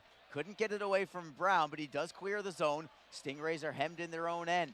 Dominic Sacco just got it away from Brown. Brown got a piece of it. Brown doing a great job of penalty killing here. Sacco finally knocks it free, and the Stingrays work it through the neutral zone. It is Chernichin who has a power play goal tonight. To the left wing side for Sacco. Stingrays enter the zone. They're onside. Still 1:15 to go on their man advantage. At the left point, it is Sacco. Cross ice look. Chernichin loses the handle. Foot race for the puck. Can Lodermeyer get there? Not quite. Just held away from him by Connor Landrigan. And South Carolina pulls it back behind their own net. 58 seconds remaining on their power play. The Icemen will get a quick line change. Croy Evingson out there defensively along with Zach Berzola. The penalty killers, Craig Martin and Aaron Nazarian. Stingrays, clean entry into the zone. Left wing side, it's Nate Pionk. Around the wall, it comes all the way to Alex Brink. Brink into the corner. Looking to center, but a tip away by Jacksonville, and clearing it away is Derek Lodermeyer, spectacular player. Maybe it was Evingson rather on the play. Croy Evingson, who's had a superb start to his season. He has really looked good. Seems to have taken the next step in his game as South Carolina is now hemmed in at center ice. Just 19 seconds ago, and a steal. Jacksonville shorthanded. Save is made. Rebound for Lynch. He couldn't get the second shot away after Shepard made a brilliant left pad save initially as the Icemen bidding for their 4th shorthanded goal of the season. Stingrays with a centering feed. That's deflected up high. Foot race for the puck. Howard Chuck going for it. Coming out is going to be Shepard. Comes all the way to the blue line, and he's able to get the poke check on the play. Stingrays come back as they clear it into the zone. It was a do-or-die play for Hunter Shepard. He lost his goaltender stick on the play as a diving poke check at the blue line knocked it away from Ben Howardchuk. Jacksonville back into the zone. Teams are at 5-on-5. Sean Giles pinches in, holds it into the zone at the right wing half boards. Martin is double teamed on the play, trying to pry it loose for Nazarian. Giles is there to help out also. It squirts free. It's Brown to the blue line for Friend. Friend with a wrister on net. Save is made. Rebound is loose. Centering feed knocked away by South Carolina. Icemen get it back again. Friend at the blue line for Nazarian. Nazarian turns and wheels it in behind the net. Martin takes the body on a man as the Icemen seem to have gotten quite a bit of momentum from that penalty kill and a couple of shorthanded bids as well. Yeah, and the goaltender, Shepard, right now, he doesn't have his goaltender stick. It's out of the neutral zone from where he dove forward. The Icemen are going to look to try to take advantage of that with him having a little bit of that equipment, not really having that feel of having a stick in his hand and the ability to use it. Yeah, he's going to be without a stick for a while. I've never seen a goaltender stick beyond the blue line in my life, I don't think, at least not in an actual game. Jake Elmer for Jacksonville. His play continues. He'll play it behind the Stingray net. Taking the body on a man, but the Stingrays take the puck. Loose now. It's a turnover. Panetta with the steal. Centering pass for Elmer. Cross ice. One-timer McKenzie. It is blocked in front by Holmstrom. Comes for Lodermeyer. Feeding it behind the net. Looking for Sanchez. Still without his goaltender stick is Hunter Shepard. Elmer 2-on-2 behind the net. Got hit up high as well, but no call there from the referee. Heidemann trying to pry it loose again is Elmer. He got hit up high again, and once more, no call. Stingrays will clear it out to center ice. Jacksonville gets it back. It is Panetta. Good feed right between a couple of forecheckers for Sanchez. Sanchez could not gain the zone. Now he feeds it to Panetta. Panetta trying to beat his man wide. He'll take it behind the Stingray net. Centering pass. Went by everybody all the way to the blue line. Sanchez cannot hold it in. A steal from South Carolina. Stepping on the goaltender stick, however, was Landrigan. What a crazy play that was. The goaltender stick at center ice got stepped on. We play on. Martin steps around a man. Can't pull the trigger on a shot. Tries to feed it to the blue line. It is blocked. 12:16 to go in the second period. It's 2-1 Stingrays. South Carolina looks to clear out of the zone. Big hit on the play by Martin as the Icemen have the puck at center. Howe with a forehand into the zone. Shepard staying in his crease. So Icemen with a steal, all alone it is Lynch, forehand. Save is made by Shepard, he just got enough, even without his goaltender stick. Lynch with his second quality chance in just a matter of minutes as Alex Brink takes it into Jacksonville's end. Taking the body, there is Evingston, he's double teamed. He works it to the near side corner. Stingrays now trying to pressure. Several minutes without a whistle, and the Icemen and their crowd absolutely love it right now, but South Carolina has the puck. Playing it into the corner is Hammond. Brink looks to center. Comes to the near side. Back to the blue line. It is Hammond with a wrister that is blocked. Comes up high for Evingston. Looking for Howardchuk. It's deflected into the zone. Howardchuk is first on the puck behind the Stingray net. Howardchuk, great spin move around a man. Tries to feed it for Berzola, who pinches in. Berzola cannot hold it in. It is played out by Brink, and the Stingrays will clear it away. I'm surprised that and finally, Shepard at least has a regular stick, if not a goaltender stick. Yeah, he had one of the defenseman's stick, and now he's going to abandon the goaltending stick here as the Icemen rush in. And I think he just made a stick save with a regular stick. Yeah. Elmer for the Icemen. Great feed, cross ice, wrist shot, save, rebound. Unable to get the second shot away was Giles. Nazarian gets a piece of it, trying to hold it in the zone. It just squirts out to the red line. Now he's got the goaltender stick. Oh, he finally did get it. I don't know how they were able to do it. The defenseman was able to skate it down to him. And this is just a bizarre sequence, Arlie, of continuous action. Furious pace as Chernichin now has it behind the Icemen net. Centering feed deflects up high, bouncing puck. Held in by Subban to the left side. Wrister goes over the crossbar. Comes to the near side corner, and Nazarian pointing for the puck. He wasn't in position to take it. Now it's Subban with a forehand, and they say it's a goal. They say it's a goal. I thought it might have gone off the crossbar, but they're going to call it a goal, and it's a 3-1 lead for South Carolina after what must have been 5 or 6 minutes of uninterrupted play. But the Stingrays ultimately get the goal, and on the replay you can tell it's definitely going to count as Jordan Subban with an absolute snipe makes it a 3-1 lead for South Carolina. Yeah, what a tough sequence there for Jacksonville. Again, they had that opportunity, and boy, they were knocking on the door, Arlie, on that opportunity when Shepard was without a stick. They were getting so many quality opportunities. It's just those second chance opportunities they couldn't quite catch up to, or they got blocked or just nudged away. Jacksonville is knocking on the door, but then, of course, South Carolina goes down and now extends their lead even further. Really tough for this team. Again, 3 goals, only 6 shots on goal for South Carolina, Arlie, and they're leading by 2 in this game. It's incredible. It's remarkable. Jacksonville has really carried the play in this one.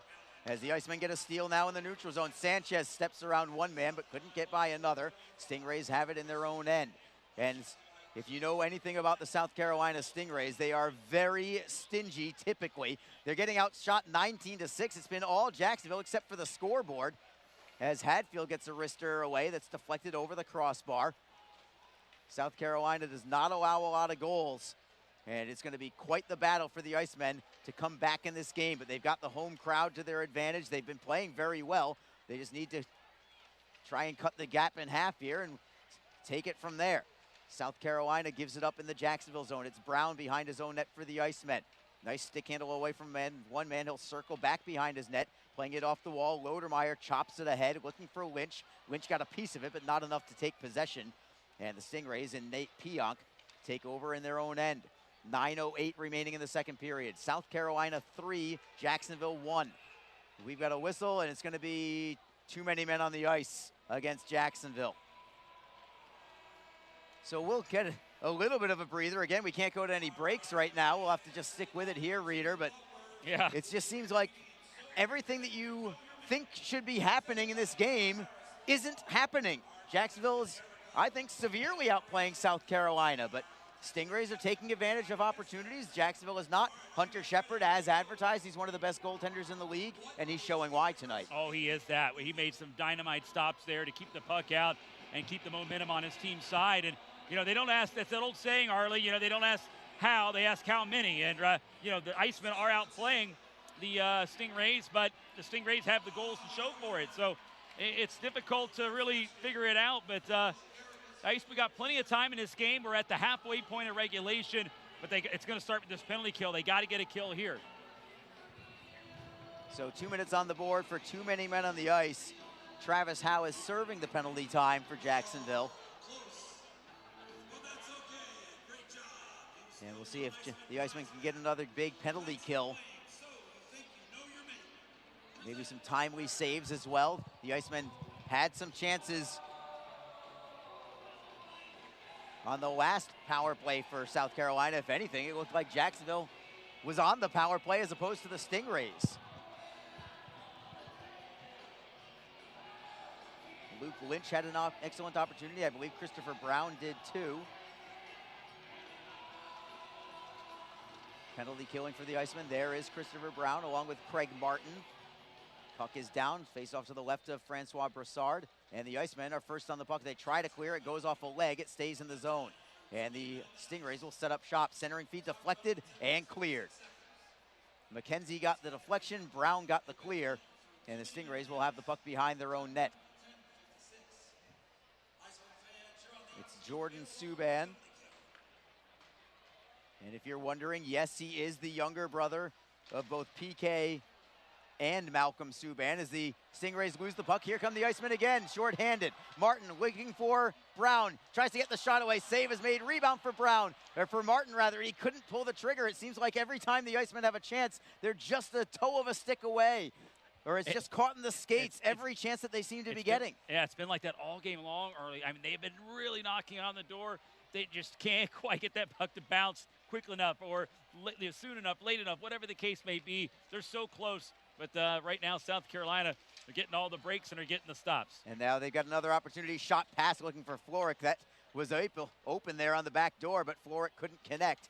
Stingrays get it back behind the Jacksonville net, trying to center. It's broken up there by Evingson. Great work by both him and Zach Berzola. Evingson ahead for Nazarian. Shorthanded, it's 3-on-2 for the Icemen. Nazarian looking for Evingson. He's got some space. Gets tripped up on the play. Penalty coming on the Stingrays. That was a penalty that the South Carolina Stingrays had to take. Excellent work there from Ben Holmstrom, even though he took the penalty. If he doesn't take that penalty, then Evingson is all alone on the doorstep of Hunter Shepard. So it's going to be 4-on-4 for the next 36 seconds. And then the Icemen will be on the power play after that. So very well done from the Icemen. Penalty kill there. And we'll see if Jacksonville can score either at 4-on-4 or on the ensuing power play after that.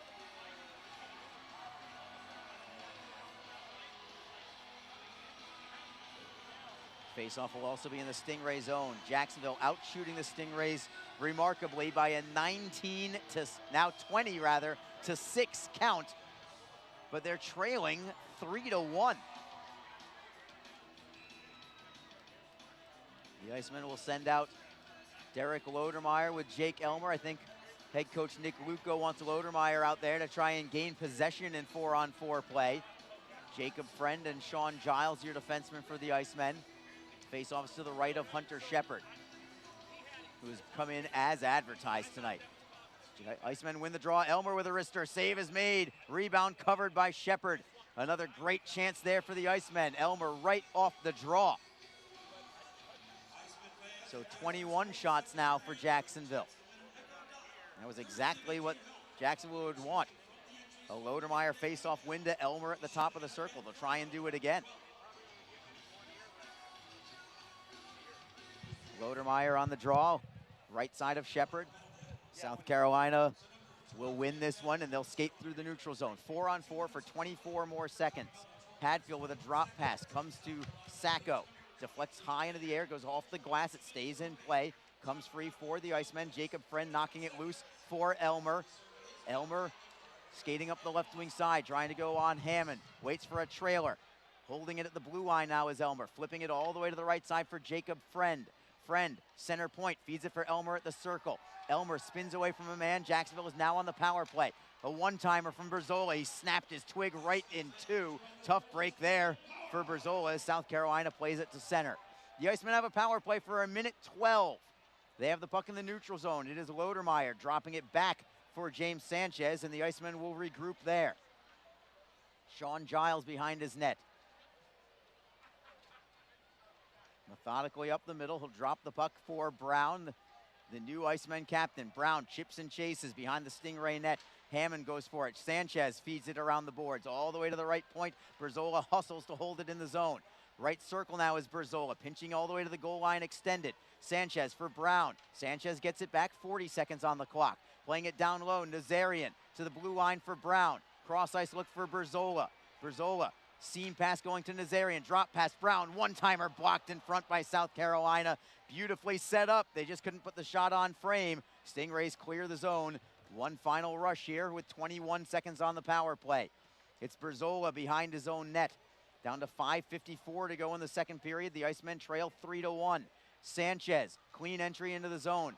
Double teamed on the play. Stingrays clear out. Sanchez just tried a bull rush through a couple of Stingray players. Couldn't get the puck through him. As Broussard feeds it to the right side. Teams are back at full strength. Martin for the Icemen over the blue line. Gets a give and go back from Lynch. He'll take it behind the Stingray net. Lynch on his forehand. Tries to play it underneath. It's poked away by South Carolina. Justin Florek stick handles up the left side. Knocked away in the neutral zone by Giles. Florek gets it back. It is Hallway from the blue line. Faking the shot. He gains the line. Holmstrom with a shot in traffic. Where did it go? It got deflected out of play with 5:13 to go in period number 2. So a stoppage in play. Do I dare try and go for a commercial break here, Reader? I don't know what I should do. Should I give it a go? Live on the edge, Arlie. Live on the edge. On your suggestion, I will do exactly that. It is 3-1, South Carolina on top. Can Back we in get a moment. Virtual drum roll. Back in a moment, maybe a quicker moment than we want it to be. You're listening to Jacksonville Icemen hockey. Don't forget, this game is being streamed live around the world today. Go to flowhockey.tv to catch all of the Icemen action and archived footage of the event. Flow Hockey is the live streaming home for the Icemen. Get the Flow Sports iOS and Android apps to watch the event live and on the go. Upgrade to a pro subscription and you can gain access to premium content on all Flow Sports sites. This includes more than 1,000 live events, original documentaries, exclusive training, and technique videos, and much more. Follow Flow Hockey on Twitter, Facebook, Instagram, and YouTube to get the latest news and updates from the Icemen and other upcoming Flow Hockey events. Flowhockey.tv, the new streaming home of the Jacksonville Icemen and the ECHL. Our commercials have worked, and we are back. Arlie Johnson joined by Alex Reed, the best, if not oldest, broadcast tandem in the entire ECHL. Face off to the right of Icemen netminder Francois Broussard. Jacksonville trails 3-1. Thank you so much for joining us tonight and sticking with us. as Yeah. well, whether it's on flowhockey.tv, whether it's on Mixler or on YouTube, perhaps. Yeah, if you're tuned in on Mixler right now, the feed is a little distorted. We're trying to work on that. Still some issues with the audio board. We go to YouTube, type in Jacksonville Icemen versus South Carolina Stingrays. It should pop up as the most recent live feed. Or if you're on Mixler, I put the link in there as well. Seems to be a clearer feed on there, Arlen. Puck is at center ice. South Carolina possesses. Taking it into the zone is Pionk. Behind the Jacksonville net, Friend takes a hit in order to wheel it around for Luke Lynch. Then to the left side for Howardchuk. Howardchuk picking up ahead of steam. He's onside over the blue line, deflected towards Martin, but not enough to get it on his stick blade. And the Stingrays on the deflection move it back into Jacksonville's end. Rister in a screen. That got deflected. That was dangerous. It goes just wide. Stingrays get it back in the left circle. Wrist shot on net, gloved by Brassard. He'll take the face-off. Just the 7th shot on net from South Carolina. And we're going to go to another media timeout. You know what? I'm feeling good, Reader. Let's go to another media timeout. Look at you. Back to back. I'm feeling a little frisky right now as the Icemen are down by a score of 3-1. It's all that time at Best Bet. That must be it. Back in a moment. You're listening to Jacksonville Icemen Hockey. Don't forget, this game is being streamed live around the world today. Go to flowhockey.tv to catch all of the Icemen action and archived footage of the event. Flow Hockey is the live streaming home for the Icemen. Get the Flow Sports iOS and Android apps to watch the event live and on the go. Upgrade to a pro subscription and you can gain access to premium content on all Flow Sports sites. This includes more than 1,000 live events, original documentaries, exclusive training, and technique videos, and much more. Follow Flow Hockey on Twitter, Facebook, Instagram, and YouTube to get the latest news and updates from the Icemen and other upcoming Flow Hockey events. Flowhockey.tv, the new streaming home of the Jacksonville Icemen and the ECHL. Face-off is going to be in the Icemen zone, right side of Brassard. Jacksonville controls behind his own net. It is Jacob Panetta for Aaron Nazarian. Nazarian has the only goal of the night for Jacksonville. It was just 1:15 into the game. A poke check from the Stingrays at center ice. That takes them back into the zone offensively in transition. First in there is Jade Miller. Spun around by Christopher Brown, knocking the puck free for Panetta. Panetta off glass, bouncing puck into the Stingray zone. Nazarian hustles after it. He's going to prevent the icing. What hustle. tremendous hustle by Nazarian. And ultimately it forces the turnover. Brown lost the handle, however. Every time there's something good, it seems like there's something bad to counteract it right now for the Icemen. They're not playing poorly. Quite the opposite, in fact. Just not bouncing their way at the moment. Yeah. Martin from the red line. 21-7 shots on goal right now here, and you're right, they're not. They're creating, they're working. They're just not getting the puck to go in their favor here. Lots of blocked shots and puck bouncing over the sticks on those second chances. It's really been those second chance opportunities where Shepard's been vulnerable that the Icemen has not been able to catch up with. They just waved off the icing there. South Carolina's first on the puck. Wrist shot from Sacco goes wide. The Icemen try to clear it away. Loose at center ice. It does come out to the red line. I'm shocked that they waved off that icing. I thought that was a clear-cut whistle, but linesman felt otherwise. Here come the Icemen just the same. It's Elmer trying to split a few defenders on the play. At the blue line, Croy Evingson holds it in the zone. Slapper in a screen, goes off a couple of skates. It ends up wide in the right wing corner. Sanchez flips it behind the net. Lodermeyer trying to keep the play moving, but the Stingrays take over. It's Carter Struthers, stick handling away from a couple of men. Feeds it out to the blue line, chopped into the zone by Landrigan. And Evingson has it back to the right of his goaltender. 2:34 to go in period number 2. Jacksonville trails 3-1. Still plenty of time. The Icemen are playing well enough that you know that they can come back in this one. Back at the blue line, a steal from the Stingrays. Here comes Pionk to the backhand. Great play by Brassard, and a tremendous save as he was able to get it with the pad. Pionk tried to open up the pads and go 5-hole, but Brassard had nothing to do with it. He just shut the door down there as Jacksonville plays it back into the Stingray end. And now a turnover from the Stingrays. It's Jacksonville in the offensive zone. Lynch turns away from a man in the right wing faceoff circle. To the blue line we go. It's Giles fanned on the play. Poke checked ahead. Stingrays get it back only to give it up to Ben Howardchuk. Excellent work. Howardchuk trying to go wide on Subban. Takes it behind the Stingray net. He'll spin into his backhand along the corner.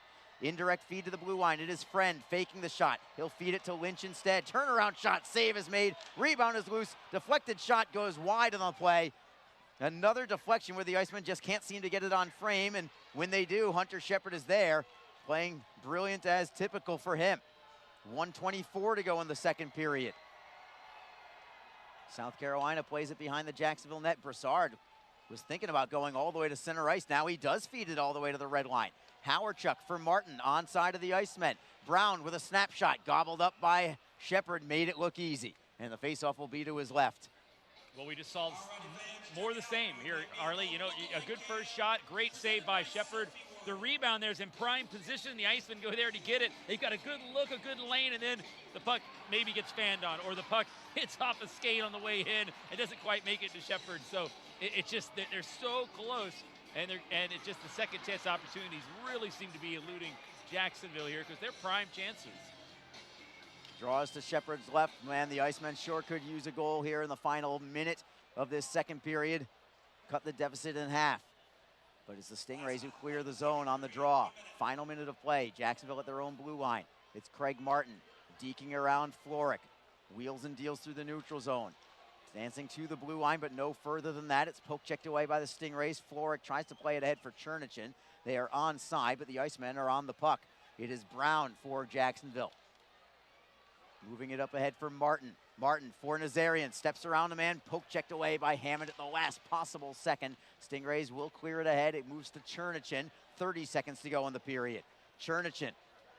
3-on-3 for the moment. Chernichin takes a huge hit. Penalty coming. Delayed call. Centering feed and a goal. And it's going to be 4-1 for South Carolina as Justin Floric gets the tally with 21.9 seconds to go. It was going to be a penalty on Jacksonville, I'm assuming for boarding. Ultimately, the Stingrays maintained possession, and the Icemen lost their structure, and Floric was all alone at the top of the blue paint. Broussard was out of position because he was expecting a shot from somebody else. Nothing he could do. It's 4-1 South Carolina. Yeah, it was just one of those difficult plays where you're right, you're expecting one thing, it goes to another, and South Carolina, they are capitalizing on their chances. Arlie, that's now 4 goals on 9 shots, and it's incredible. I mean, they've been outplayed and out kind of worked, out chanced, but they are making every opportunity count, and it's playing off big time here for them. Huge lead right now, heading down the stretch in the second. Icemen looking for one last chance at it. Sanchez behind the net looking for Lodermeyer. 3 seconds to go. Stingrays will let the clock run out, and the Icemen never do get another chance on goal there. 4-1 Stingrays. What a backbreaker that was from Justin Floric. It's going to be called an even strength goal for him. And the Icemen down 2-1 after 1. And despite, again, playing very well, just as you just said it, I mean, that's the story of the entire game. South Carolina shots on goal, 9 goals, 4. Not much really more needs to be said than that. Yeah, it's really difficult to explain. You're right. Effort's there. The want to, the chances are there, but the goals aren't there. But they are there on the other side. It's just you talk about opportunities, seizing the moment, capitalizing on your chances. South Carolina, that's the one thing they're doing over Jacksonville here tonight, is they are seizing and paying dividends on every chance that they've gotten here, because they've been very few and far between with only 9 shots on net. So the Icemen still with 20 minutes left to look for a big comeback here against South Carolina. Do they have it in them? Well, they're playing well enough to do it. They just need to try and capitalize on some opportunities and hopefully get a couple of breaks going their way. South Carolina's had a ton of breaks thus far. The Icemen have not. They've played well, but they do not have the results to show for it. 4-1 Stingrays after 2 periods of play. We will take a quick break. When we come back during this intermission, since we couldn't get it in the first intermission, you are going to hear from Icemen head coach Nick Luco. Following that, you're going to get to hear from Icemen team captain Christopher Brown. Stick around. We'll have plenty more, and of course, third period action after all of that also. Your score after 2, the South Carolina Stingrays 4, the Jacksonville Icemen 1. This is Jacksonville Icemen hockey. Just be confident. Community First makes smarter banking simple so you can relax, knowing you're managing your money the right way. Yours. Visit justbeyourself.com. Community First Credit Union. Just be yourself. Federally insured by NCUA. Hi everyone, this is Allie Hi, everyone. This is Allie McDeal from the Best Bet Poker Rooms. Experience the popular Vegas-style game, Fortune Pai Gow Poker. Both locations are now playing face-up Pai Gow. It's more fun to play than ever. You could win up to $25,000 on a single $5 bet. Come play at either Best Bet location today. NHL players have amazing talent, and some of the very best developed right here in the ECHL. Beagles in, he scores. Now, follow all your favorite ECHL alumni every night on NHL Network's primetime hockey show, NHL Tonight. Both teams recognize how big this matchup is. Fire save by Dubnik. Rebound. Goosebump stuff. NHL Tonight, every night 6 Eastern on NHL Network. The Jacksonville Icemen are always looking to give back to the communities of North Florida. The team offers a ticket fundraising program that many local nonprofits and schools and charitable organizations can take advantage of. The program is simple. Your organization sells tickets to an Iceman home game, and a portion of each ticket purchase will go directly to your cause. This is a fun and easy way to raise money and gain exposure for your organization or school. For more information, contact the Iceman office at 904-602-PUCK. That's 904-602-7825, or log on to jaxiceman.com. The Jacksonville Icemen offer discounted tickets for groups of 10 or more. Whether it's a company outing, a group from your school or church, or just a gathering of friends, the Icemen can help you set up a night of fun at a discounted cost. Other benefits include an intermission ride on the popular Fan Zam, a post-game group photo, or take a shot on net after the game. Ticket fundraisers are also available. For more information, contact the Iceman office at 904-602-PUCK. That's 904-602-7825, or visit us online at jaxiceman.com. Iceman Hockey, feel the freeze. Don't forget, this game is being streamed live around the world today. Go to flowhockey.tv to catch all of the Iceman action and archived footage of the event. Flow Hockey is the live streaming home for the Icemen. Get the Flow Sports iOS and Android apps to watch the event live and on the go. Upgrade to a pro subscription and you can gain access to premium content on all Flow Sports sites. This includes more than 1,000 live events, original documentaries, exclusive training and technique videos, and much more. Follow Flow Hockey on Twitter, Facebook, Instagram, and YouTube to get the latest news and updates from the Icemen and other upcoming Flow Hockey events. flowhockey.tv, the new streaming home of the Jacksonville Icemen and the ECHL. We're between periods on opening night, the home opener for the Jacksonville Icemen against the South Carolina Stingrays. And I finally have the pleasure of talking to head coach Nick Luco. And I say finally because we haven't had a chance to see you at home. 4-game road trip to start things off. Before we jump into the home opener tonight, let's kind of have a little microcosm of the opening 4-game trip and how you feel things went for the club. Yeah, I think the first 2 games we started out really well, getting the 2 wins there. The last couple we've kind of shot ourselves in the foot a little bit here and cost us a couple games. So overall, 2-1-1 to start the year on the road. It's it's pretty good, but we got to be better here tonight, and no better place to do it than the home opener. I know coaches are going to find places to try and improve on things, but I also know the first 2 games, I mean, you were wired for sound, especially opening night on the road at Florida. What were some of the good things that you saw over the course of the last couple of weeks? Well, I think when we're having success, we're playing fast. We're using our speed. We're moving pucks north right away, hemming in the other team in their own end and using our speed and skill down low and forcing them to defend, and it leads to chances and goals for us. And now it comes into here, finally, home opener against South Carolina. This place is going to be rocking with over 8,500 people. This is your first opportunity to see it. I know you've been here once before a few years ago, but tell me what it's like now. Do you have jitters like some of the players do, or are you just another game at this point?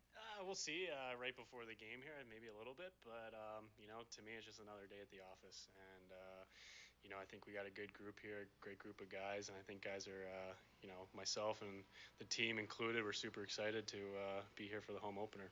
And I know the fans are going to be on their feet getting ready for everything. And so I have to imagine fast start, use that momentum, use the extra jump from the crowd to get things going. Early lead is always going to help. Yeah, for sure. We got a couple guys coming back in the lineup here tonight that should, provide a spark for us. And just kind of using the energy from the crowd to our advantage. And last night, obviously not the effort you wanted. I got to think that means you'd be glad that you're playing tonight. You don't want to, rest on that for a few nights. Get right back at it. Erase the memory of yesterday. I don't even know if you're going to be looking at video necessarily from yesterday. Just get right back on the ice and fresh blank slate. Yeah, you're going to have those games. I think tonight it's just, we get to get back at it right away. I know the sun didn't really come up here today, but it came out somewhere else. So it's a new day, and just got to stay positive, and, hopefully we'll fight our way out of this. Nick, soak it all in. Enjoy it. Let's get the 2 points. And welcome back here to Jacksonville, finally at home. All right, thanks so much. Thank you so much. There's your new head coach, Nick Luco. We'll come back in just a moment. This is Jacksonville Icemen hockey. Ever wish we could get a new house? Yes, and Community First is freezing mortgage rates for up to 75 days, and they pay closing costs. Ever wish we didn't hire your cousin to fix our leaky roof? Just keep mopping. Ready for a new home? The home team at Community First can help by freezing mortgage rates for up to 75 days and paying your closing costs. Learn more at communityfirstfl.org. Community First, love where you bank. Equal housing lender. Best Bet Jacksonville and Orange Park are open and excited to bring you the best in poker, simulcast wagering, cocktails, sushi, and more. Visit bestbetjacks.com for more information. Best Bet. Experience the best. NHL players have amazing talent, and some of the very best developed right here in the ECHL. Beagles in, he scores. We're between periods on opening night, the home opener for the... What is your role in the fight against cancer? The answer could be as simple as driving your car. For many cancer patients, getting to and from treatment is one of their toughest challenges. The American Cancer Society needs volunteer drivers to help provide transportation for people in your community. Through the gift of a lift in your car, you can help patients take one more step in the road to recovery. Get in the driver's seat in the fight against cancer. To find out more, call your American Cancer Society at 1-800-227-2345 or visit cancer.org. Just be in control. With free interest checking and great digital tools, Community First makes smarter banking simple. Add an account at justbeyourself.com. Community First Credit Union. Just be yourself. Federally insured by NCUA. Just be confident. Fans, don't forget that you, your friends, or coworkers can enjoy the exciting action of Icemen hockey comfortably above the ice in a spacious luxury suite or at ice level with our new ice boxes. Available for all Icemen home games. Both options offer food and drink and make for a great way to entertain your company's employees and top clients. For more information and to check game date availability, contact the Icemen office at 904-602-PUCK. Icemen. We're between periods with the Jacksonville Icemen and the South Carolina Stingrays. The home opener for the Icemen in their 5th anniversary season. Arlie Johnson joined by new Icemen captain Christopher Brown. Brownie, it is so good to have you back here at home with a full capacity after a 4-game road trip. It's been a long time coming for this moment to happen. Yeah, we're really excited to get the fans in here, get that energy, feed off it. We're just excited to get this home opener going. You were here last year, so you know kind of what the crowd brings, but not maybe to this level. Have you seen it, heard it, listened to others about it, and our guys talking about it in the room? We're definitely very excited. We've been talking about it for a little bit, heard it from past fans, boosters, past coaches, so we're all really excited. All right, before we focus on the game itself tonight, let's focus on the previous 4.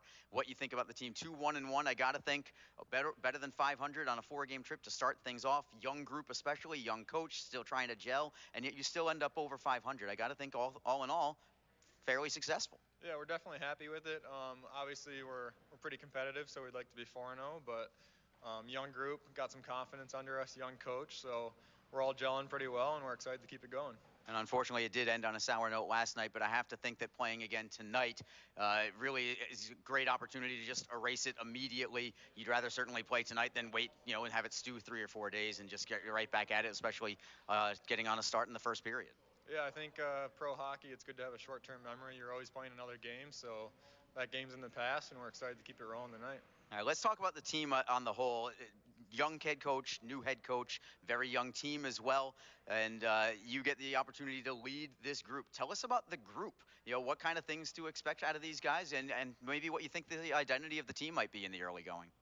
Like I said before, we're all pretty competitive, so we're all going to compete, bring our best every day, and I think we're a younger team, so that kind of brings us together, brings us something to work for, and we're excited. All right, and I know you were a captain in college at Boston College, a very prestigious university for hockey. Now you get to do it again. You were appointed captain of this team. Did it catch you by surprise? I know you got to be honored, but talk about how it all went down and how you were notified that you were going to wear the seat this year. Yeah, we went to a team dinner. We just kind of finished up the end of training camp, and our coaches announced it with the owner there, and it was a great honor. I was very excited. I have a good leadership core. Those a couple assistant captains. We're all pretty young, but we're excited. It's the way to do it. All right, let's finally focus on the game tonight, South Carolina. What do you think of the keys? I mean, I think after 4 games, you probably have a good idea of what makes this club tick when you're successful and maybe what things are not working well when you're not successful. What are the successful things we're going to be looking for on the ice? I think our coach has established some good systems, so we got to stick to those, and then special teams. We play fast, and we're a good group of guys, so winning the special teams battle is probably going to be the key to the win. All right, Brownie, best of luck tonight. Congrats again on the C, and we'll catch you out throughout the remainder of the season. Thank you. Appreciate it. Thank you so much. There's Christopher Brown with us between periods. We will come back momentarily. This is Jacksonville Icemen hockey. Don't forget, this game is being streamed live around the world today. Go to flowhockey.tv to catch all of the Icemen action and archived footage of the event. Flow Hockey is the live streaming home for the Icemen. Get the Flow Sports iOS and Android apps to watch the event live and on the go. Upgrade to a pro subscription and you can gain access to premium content on all Flow Sports sites. This includes more than 1,000 live events, original documentaries, exclusive training, and technique videos, and much more. Follow Flow Hockey on Twitter, Facebook, Instagram, and YouTube to get the latest news and updates from the Icemen and other upcoming Flow Hockey events. Flowhockey.tv, the new streaming home of the Jacksonville Icemen and the ECHL. Ever wish we could get a new house? Yes, and Community First is freezing mortgage rates for up to 75 days, and they pay closing costs. Ever wish we didn't hire your cousin to fix our leaky roof? Just keep mopping. Ready for a new home? The home team at Community First can help by freezing mortgage rates for up to 75 days and paying your closing costs. Learn more at communityfirstfl.org. Community First, love where you bank. Equal housing lender. Best Bet Jacksonville and Orange Park are open and excited to bring you the best in poker, simulcast wagering, cocktails, sushi, and more. Visit bestbetjacks.com for more information. Best Bet. Experience the best. NHL players have amazing talent, and some of the very best developed right here in the ECHL. Beagles in, he scores. Now, follow all your favorite ECHL alumni every night on NHL Network's primetime hockey show, NHL Tonight. Both teams recognize how big this matchup is. Fire save by Dubik. Rebound. Goosebump stuff. NHL Tonight, every night 6 Eastern on NHL Network. What is your role in the fight against cancer? The answer could be as simple as driving your car. For many cancer patients, getting to and from treatment is one of their toughest challenges. The American Cancer Society needs volunteer drivers to help provide transportation for people in your community. Through the gift of a lift in your car, you can help patients take one more step in the road to recovery. Get in the driver's seat in the fight against cancer. To find out more, call your American Cancer Society at 1-800-227-2345 or visit cancer.org. Just be in control. With free interest checking and great digital tools, Community First makes smarter banking simple. Add an account at justbeyourself.com. Community First Credit Union. Just be yourself. Federally insured by NCUA. Just be confident. Community First makes smarter banking simple so you can relax, knowing you're managing your money the right way. Yours. Visit justbeyourself.com. Community First Credit Union. Just be yourself. Federally insured by NCUA. Hi, everyone. This is Allie McDeal from the Best Bet Poker Rooms. Experience the popular Vegas-style game, Fortune Pai-Gow Poker. Both locations are now playing face-up Pai-Gow. It's more fun to play than ever. You could win up to $25,000 on a single $5 bet. Come play at either Best Bet location today. The Jacksonville Icemen are always looking to give back to the communities of North Florida.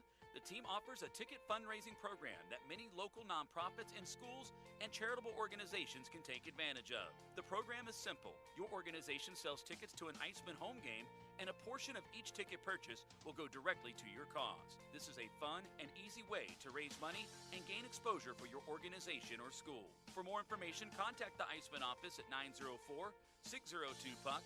That's 904-602-7825, or log on to JacksIcemen.com. The Jacksonville Icemen offer discounted tickets for groups of 10 or more. Whether it's a company outing, a group from your school or church, or just a gathering of friends, the Icemen can help you set up a night of fun at a discounted cost. Other benefits include an intermission ride on the popular Fan Zam, a post-game group photo, or take a shot on net after the game. Ticket fundraisers are also available. For more information, contact the Icemen office at 904-602-PUCK. That's 904-602-7825, or visit us online at JacksIcemen.com. Icemen Hockey. Feel the freeze. Fans, don't forget that you, your friends, or coworkers can enjoy the exciting action of Icemen Hockey comfortably above the ice in a spacious luxury suite or at ice level with our new ice boxes. Available for all Icemen home games. Both options offer food and drink and make for a great way to entertain your company's employees and top clients. For more information and to check game date availability, contact the Icemen office at 904-602-PUCK. Icemen. And we are back. Arlie Johnson with you between periods 2 and 3. The Jacksonville Icemen, despite outshooting South Carolina 22-9, remarkably, they're trailing this game 4-1 going into the third period. And the Icemen need a big-time comeback in the third. They've played well enough. Perhaps they will continue to play well enough and actually get the results that they have earned. They didn't get the results. They don't have the results that they have earned. They've deserved a better fate through the opening 40 minutes. Before we go to the third period, let's bring you down the scoreboard around the ECHL. Remarkably, despite it being a Saturday night, there's only one other team in the entire South Division that is playing tonight. It's the Florida Everblades, and they're all the way up in Worcester, Massachusetts, visiting the Worcester Railers. I believe they play there tonight and tomorrow as well. Florida won in Maine last night. Right now, they do have the lead in Worcester, 3-2. 14 minutes to go in the third period of that one. So the Icemen would like a comeback from Worcester, try and hand Florida yet another loss. The Everblades right now 2-2-0-1 on the season. Everybody else in the South Division, they're all idle. The Norfolk Admirals, Orlando Solar Bears, Atlanta Gladiators, and Greenville Swamp Rabbits, they are all off tonight on this Saturday night. But there are other games going on around the league. A couple of them have even gone final. Congratulations to the Trois-Rivières Lions, and I do love saying that, by the way. They go to a shootout, but they take care of the Reading Royals tonight at home, 4-3, the final score for Trois-Rivières. Also, congratulations to the Adirondack Thunder, and I think the entire ECHL would like to thank them because they just became the first team to defeat the Newfoundland Growlers tonight in Newfoundland. 6-4, your final score. Adirondack gets the victory. Adirondack now 2-1-0.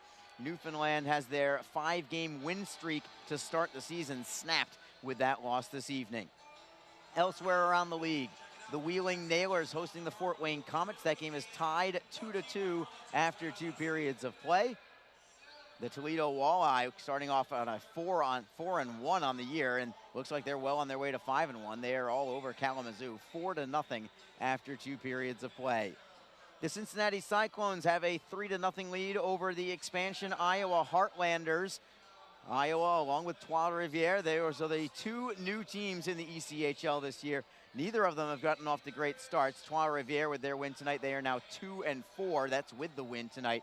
As for Iowa, they come into this game tonight 1-5-1, and they are trailing 3-0 already after 2 periods of play against a very good Cincinnati team.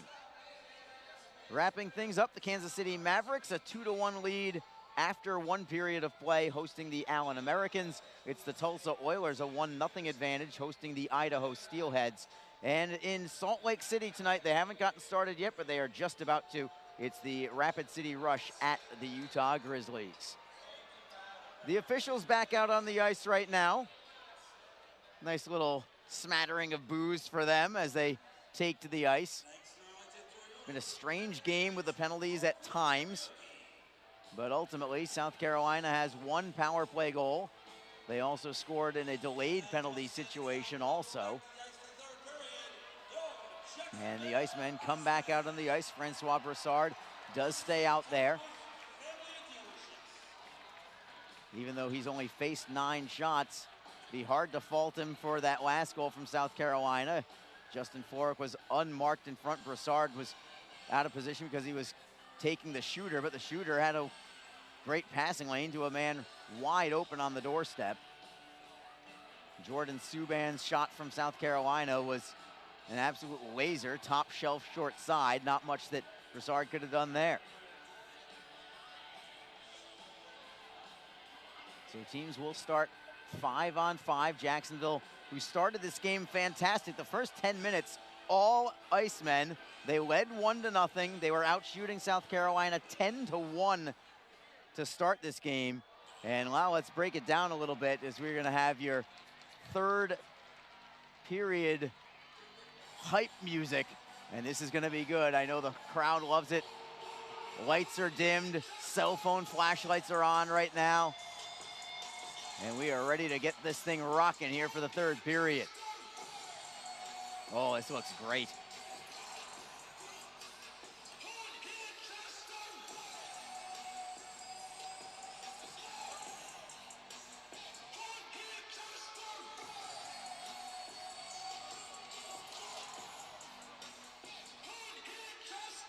Yeah, love what the scene here is in Jacksonville. I wish you could be watching this on Flow Hockey. If you're not in person, this is just something you got to see in person. You got to make your way to downtown Jacksonville, perhaps for the next home game for the Icemen, which, by the way, Friday night, Jacksonville hosting the Orlando Solar Bears. The Icemen have 3 more road games in between, though.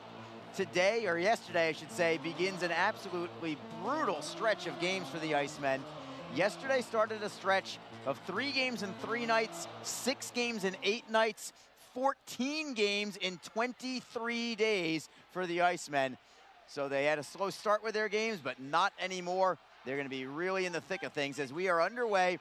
Third period now with the Icemen trailing 4-1. We'll see if Jacksonville has a big comeback in them. Again, they've played very well. They do not deserve this 4-1 deficit, but here we are just the same. And we'll see if Jacksonville can storm back here with the help of their crowd on this home opener. The Icemen take the puck into the Stingray zone, still with some pressure. Berzola knocking it behind the net for Elmer.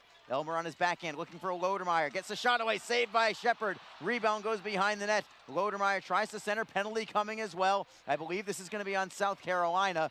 There's your touch. No, it's on Jacksonville. It's on Jacksonville. Brassard thought for sure that it was on South Carolina, and he was heading off to the bench. He puts his palms up in the air like, what do you mean? Apparently there's a stick up high on South Carolina captain Andrew Chernichin. And it's going to be a high sticking penalty. 2 minutes to Derek Lodermeyer, who was also incredulous.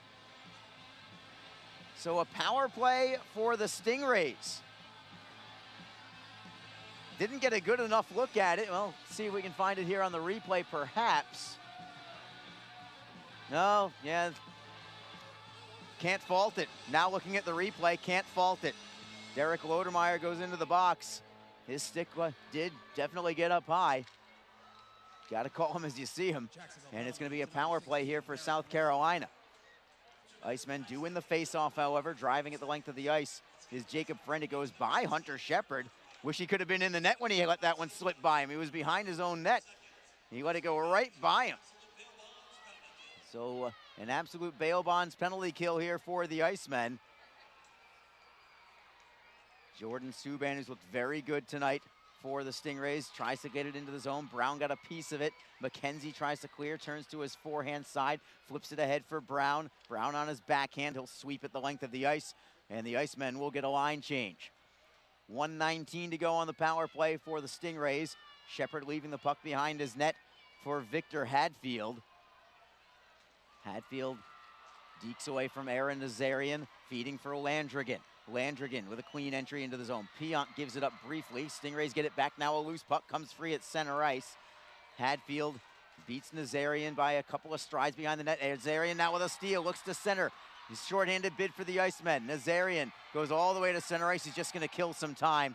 The offensive play never developed, so he just killed some time instead. Excellent work there by Aaron Nazarian. Shepard behind his own net. And we've got a whistle and a stoppage.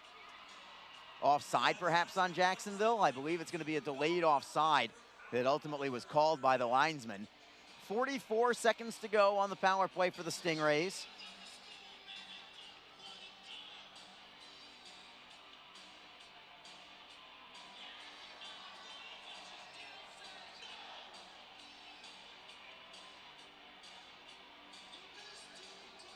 Ben Howarchuk, along with Craig Martin, now your penalty killers. Stingrays take it deep into their own end. It is Subban waiting for Howarchuk to peel off. Subban right up the middle.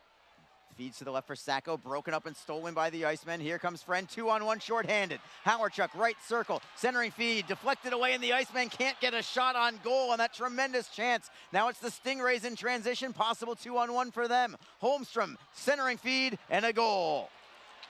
That's how it's been all night long. Shorthanded bid for the Icemen. They can't capitalize. Odd man rush the other way. Power play goal. It's 5-1 Stingrays. And Jordan Subban has his second goal of the evening for South Carolina. He has had a big night for South Carolina.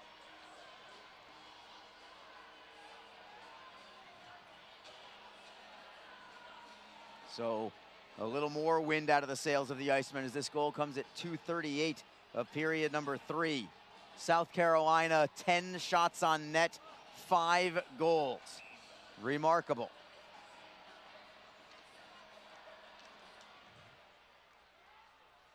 The only assist on the play belongs to Ben Holmstrom, who's also had a strong game. So a power play goal, the second of the night for South Carolina. And the Icemen just trying to get back on the board at this point, just trying to get a little bit of momentum here. Berzola with a wrister from the blue line. That gets deflected into the corner. Hammond chips it off glass at the line. Getting a piece of it is Elmer. Somehow he holds it in. Lodermeyer for Elmer. Save made by Shepard. Another big time save by him with 16:53 to go.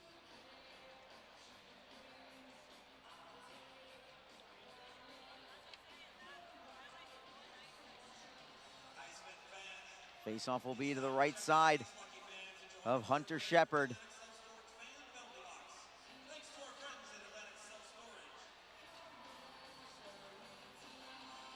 It's going to be Christopher Brown with Craig Martin and Aaron Nazarian.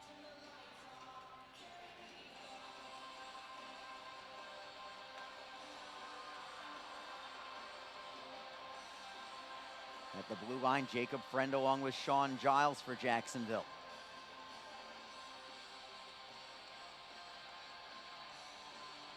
Curious to see at some point if we see some more Travis Howe in this third period,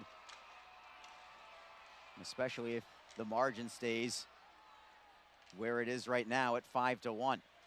Giles, or Martin rather, takes a hit in order to backhand it behind the Stingray net. Hammond on his backhand, moves it for Brink. He'll chip it off glass, safely out. Giles first on it to the left of his goaltender. He'll carry it behind the cage on his backhand, leaving it for Nazarian. Nazarian moving it to Jacob Friend, softly ahead for Brown. Brown feeds it for Martin in the neutral zone. Shifts around one man, has it on his backhand. Plays it to the Stingray blue line, but that is all. Icemen get it right back at center ice. Howarchuk, great shifter on a man, beats one man. Wrister goes just wide to the glove side. Excellent skills there from Ben Howarchuk, but just couldn't put it on net. Howarchuk getting it back in the neutral zone. He showed some great wheels there too. Another wrister from Howarchuk. That gets deflected out of play. It goes over the glass and off the netting. 15:59 to go in period number 3. The Icemen now down 5-1. You can be discouraged at the score for sure, but do not be discouraged at whether the Icemen are playing well or not. They are. It's just an absolutely bizarre game. They're out shooting South Carolina 25-10. They've had the territorial edge. Just has not gone their way. Sometimes the puck luck is yours, sometimes it is not. It most definitely is not with the Icemen tonight. Just not what what you see on the ice, if you didn't see any of the goals in this game and you just watched people play, you'd think that the team in blue tonight would have the edge. Not to be.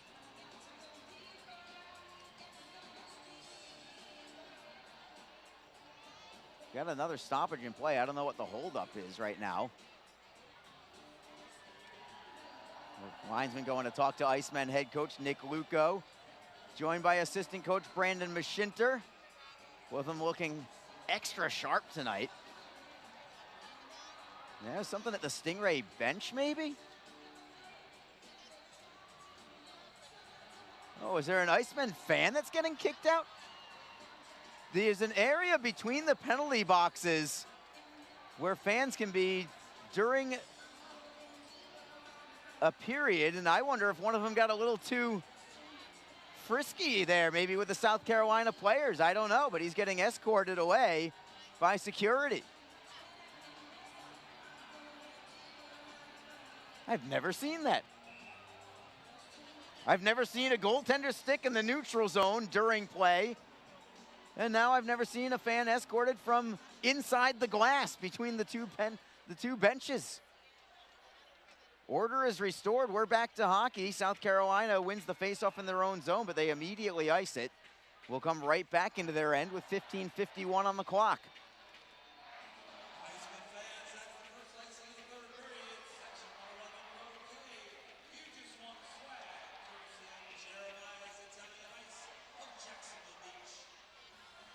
Jacksonville will send out James Sanchez with Derek Lodermeyer and Jake Elmer. Sanchez is on the faceoff, winning it to Lodermeyer. Now at the blue line, it's McKenzie. Left side for Jacob Panetta. Panetta rims it around. Sanchez gets a piece of it, trying to move it free. Goes by McKenzie. He was trying to pinch in, but the puck got deflected right by him. Whistled right by his head. He didn't see it until it had kind of gone by him. The Icemen try to play it into the zone. This will be icing, however, against Jacksonville.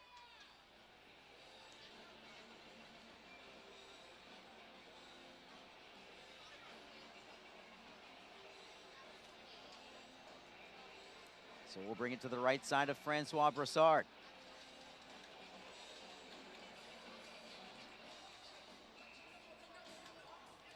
James Sanchez against Patrick Kramer on this faceoff. Panetta behind his own net for the Icemen. Looks to feed Lodermeyer. Deflects away from him, but it does go out to the neutral zone. Stingrays knock it right back in. Kyle McKenzie up the far side. Knocked free by South Carolina. Centering feed goes right through the slot. Comes off the boards for Jake Elmer and the Icemen. Elmer tries to move it forward for Lodermeyer. It's knocked free from him. And the Stingrays have it in their own zone. Patrick Hallway. D-to-D for Hadfield. Hadfield on the left side. Long outlet pass. Deflected into the zone. Brassard will knock it free there. Playing it off the wall for Nazarian. And Brassard started the rush actually ahead for Nazarian. Nazarian wristing it behind the South Carolina net. It comes off the end boards for Brown. Brown to the blue line. Berzola cross ice. Evenson with a wrister. Save made. No screen in front. Hunter Shepard able to see that one easily. 14:38 to go. And the Icemen continue to pressure up to 26. Maybe now with that one, 27 shots on goal.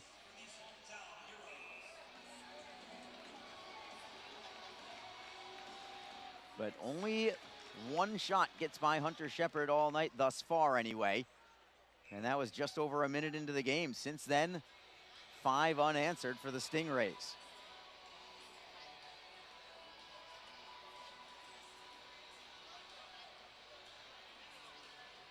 The Icemen will have Christopher Brown with Craig Martin and Aaron Nazarian up front.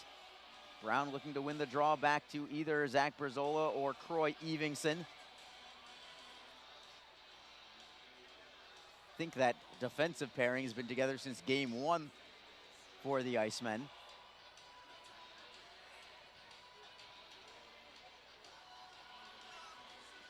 Are they going to add a second or two on the clock maybe from a false start?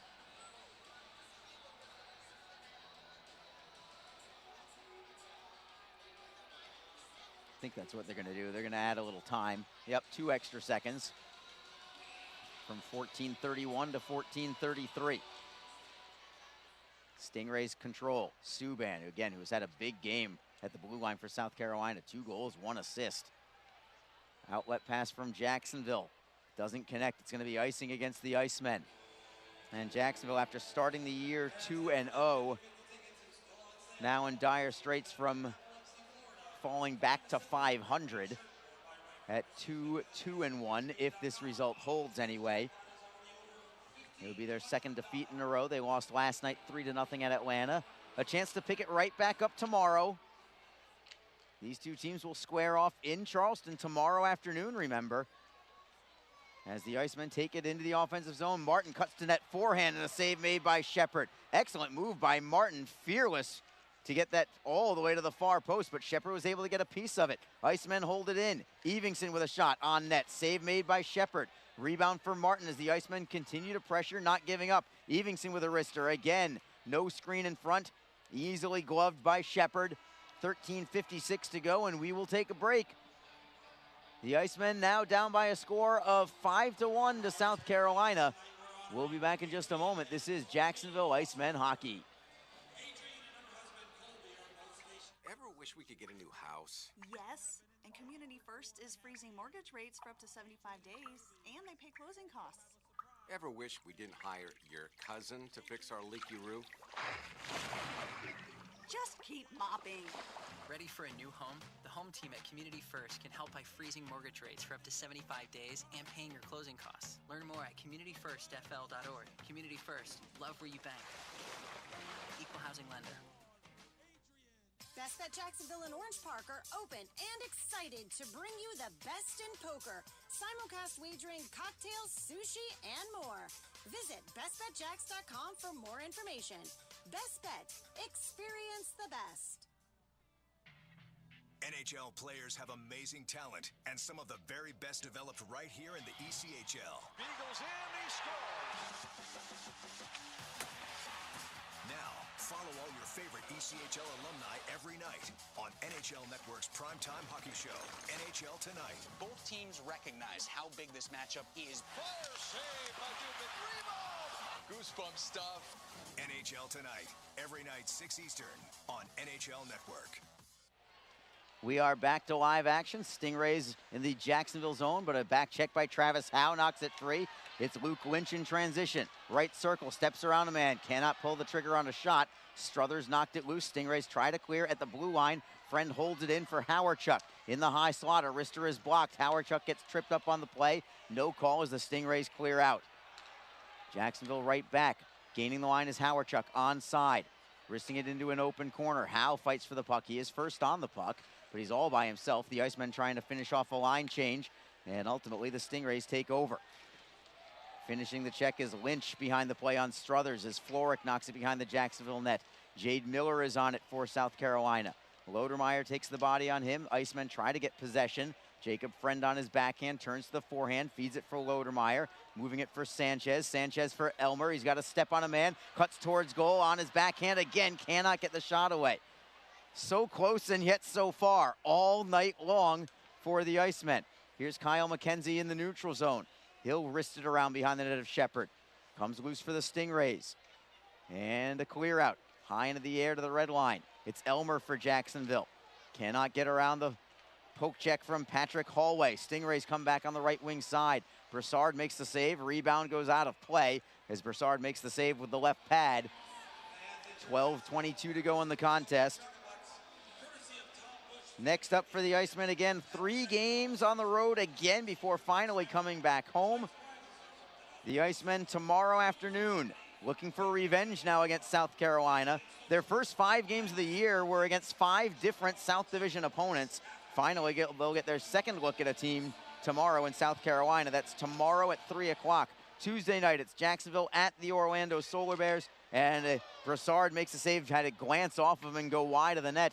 Rebound comes loose to the near side. Allen tries to clear it away. Big hit up high on Brown, who is okay. But again, Brown got that hit up high as the Icemen skate away. Penalty coming. This is on South Carolina. I think referee Sam Heidemann caught that hit up high on Brown. So heading to the bench is Broussard in favor of a 6th attacker. Delayed penalty. There's South Carolina with your touch-up. 11:54 to go in the third period. And the Icemen down by a count of 5-1. But on the power play here, looking for a tally to try and draw within 3. You never know what can happen. 1 can be coming 2 and 3 before you know it at times. You have to play that way. Keep going all the way to the final whistle every single time.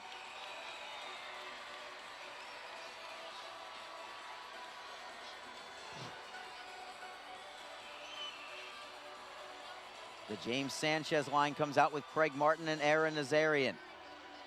Brown and Berzola at the blue line. Stingrays win the draw. They clear it out. Broussard leaving the puck for Zach Berzola. Again, the Icemen without their power play quarterback tonight in Brandon Fortunato. So Berzola has to play first power play unit duty here as the Icemen do take it into the zone. It is Martin trying to move it around the boards. It got hung up there. Nazarian gets a piece of it, trying to kick it loose. Double teamed on the play. Stingrays get control. Poke check by Sanchez. Knocks it free for Nazarian, then for Martin. To the blue line, it's Berzola. Great step around, oh, man. Looks for the shot on goal. It is blocked. Loose to the left of Shepard. The Icemen get it right back. Still a minute 16 on the power play. Nazarian into the corner for Martin. And the Icemen will regroup. Sanchez to the line for Nazarian. Sanchez gets it back right circle. To the line for Nazarian. He's there covering for Brown. Sanchez with a pass underneath. That is deflected away. Sanchez tries to knock it loose. Getting it to the blue line once more for Berzola. Looking in front for Martin. Can't get the shot away again. He was all alone on the doorstep. How often tonight have the Icemen been within 10, 15 feet of the net? Puck not necessarily on their stick, maybe just on the toe of their stick, maybe caught between their skates, maybe it bounces. Always seems to be something tonight. Just one of those crazy, crazy nights.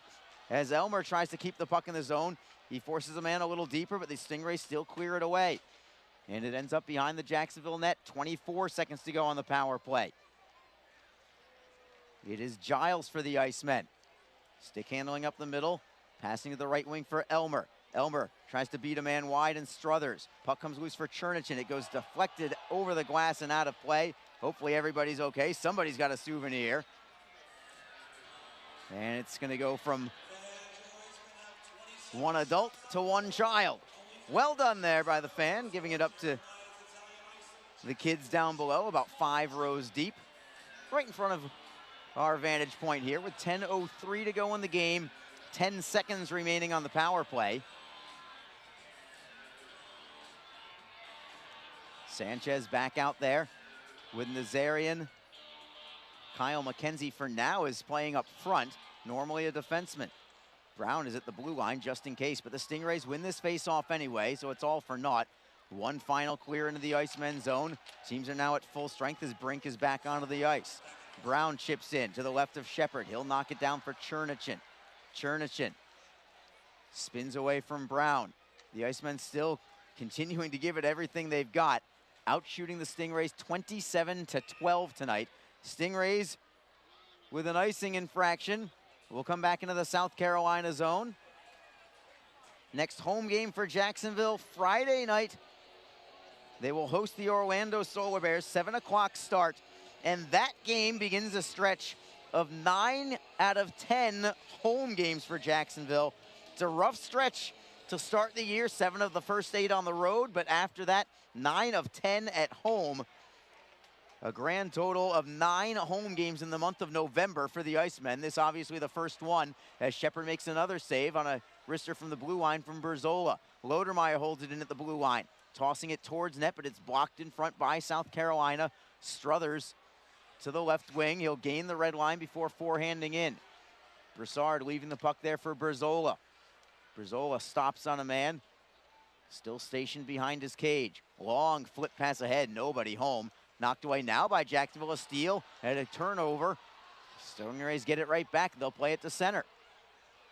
It's Berzola this time, forced back into his own end. Moving it D to D for Croy Evingson. Evingson's lead pass intended for Luke Lynch. It's deflected back into the Stingray zone. The Icemen will get a line change on the fly. 5-1 South Carolina. 8:41 to go in the third period. Stingrays into the offensive end. It's Landrigan on his backhand at the near side glass. turns to his forehand. He'll rim it around to the opposite wing. Goes by everybody all the way out to the neutral zone. And South Carolina takes over once more. It's Hadfield stepping around Jake Elmer.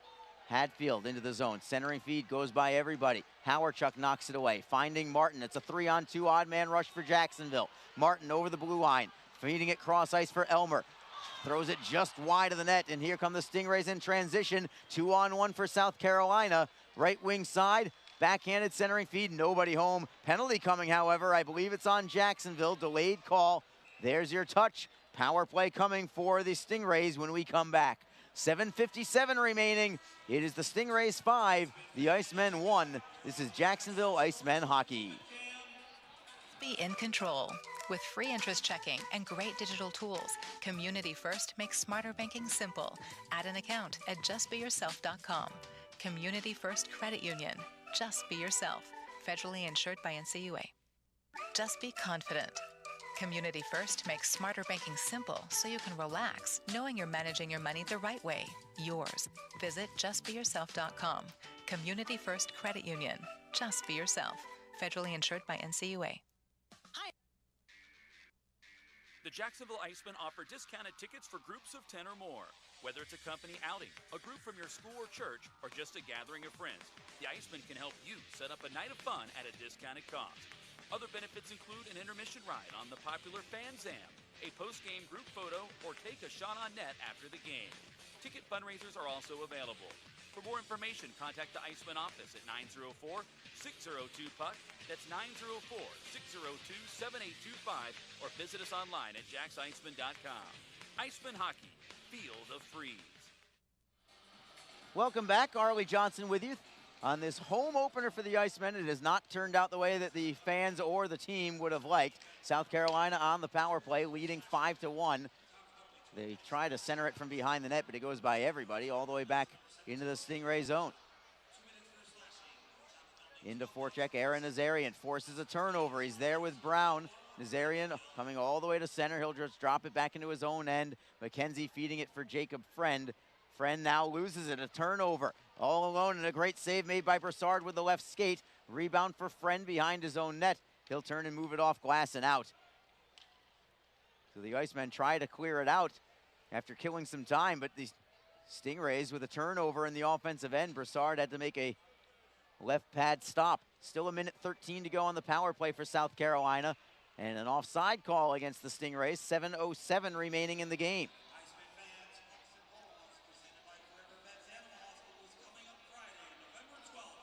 Quick update from Worcester, Massachusetts. The Florida Everblades have defeated Worcester 4-2, the final score there. They got an empty net goal in the final minute to seal it. That is the only other team in the South Division that is playing tonight, remarkably. Florida now goes over 500 for the first time this year. 3-2-1 is the record for South Carolina. As we resume play, Stingrays play it behind the Jacksonville net. Evingson's first on the puck, tries to turn and fire it out, couldn't get it the first time. Now he stick handles away before clearing it the length of the ice. Hadfield got a piece of it along the way, but he'll still track it down to the right of his goaltender.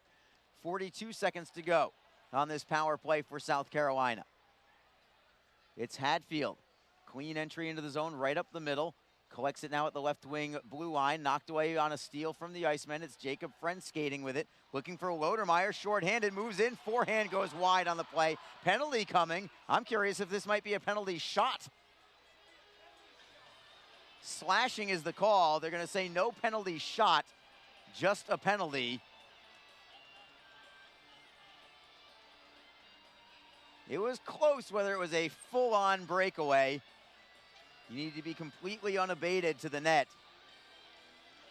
I would say he may have had a clean breakaway. Close to call. If nothing else, it'll put the Icemen on a power play in 22 more seconds. And it'll be 4-on-4 until then.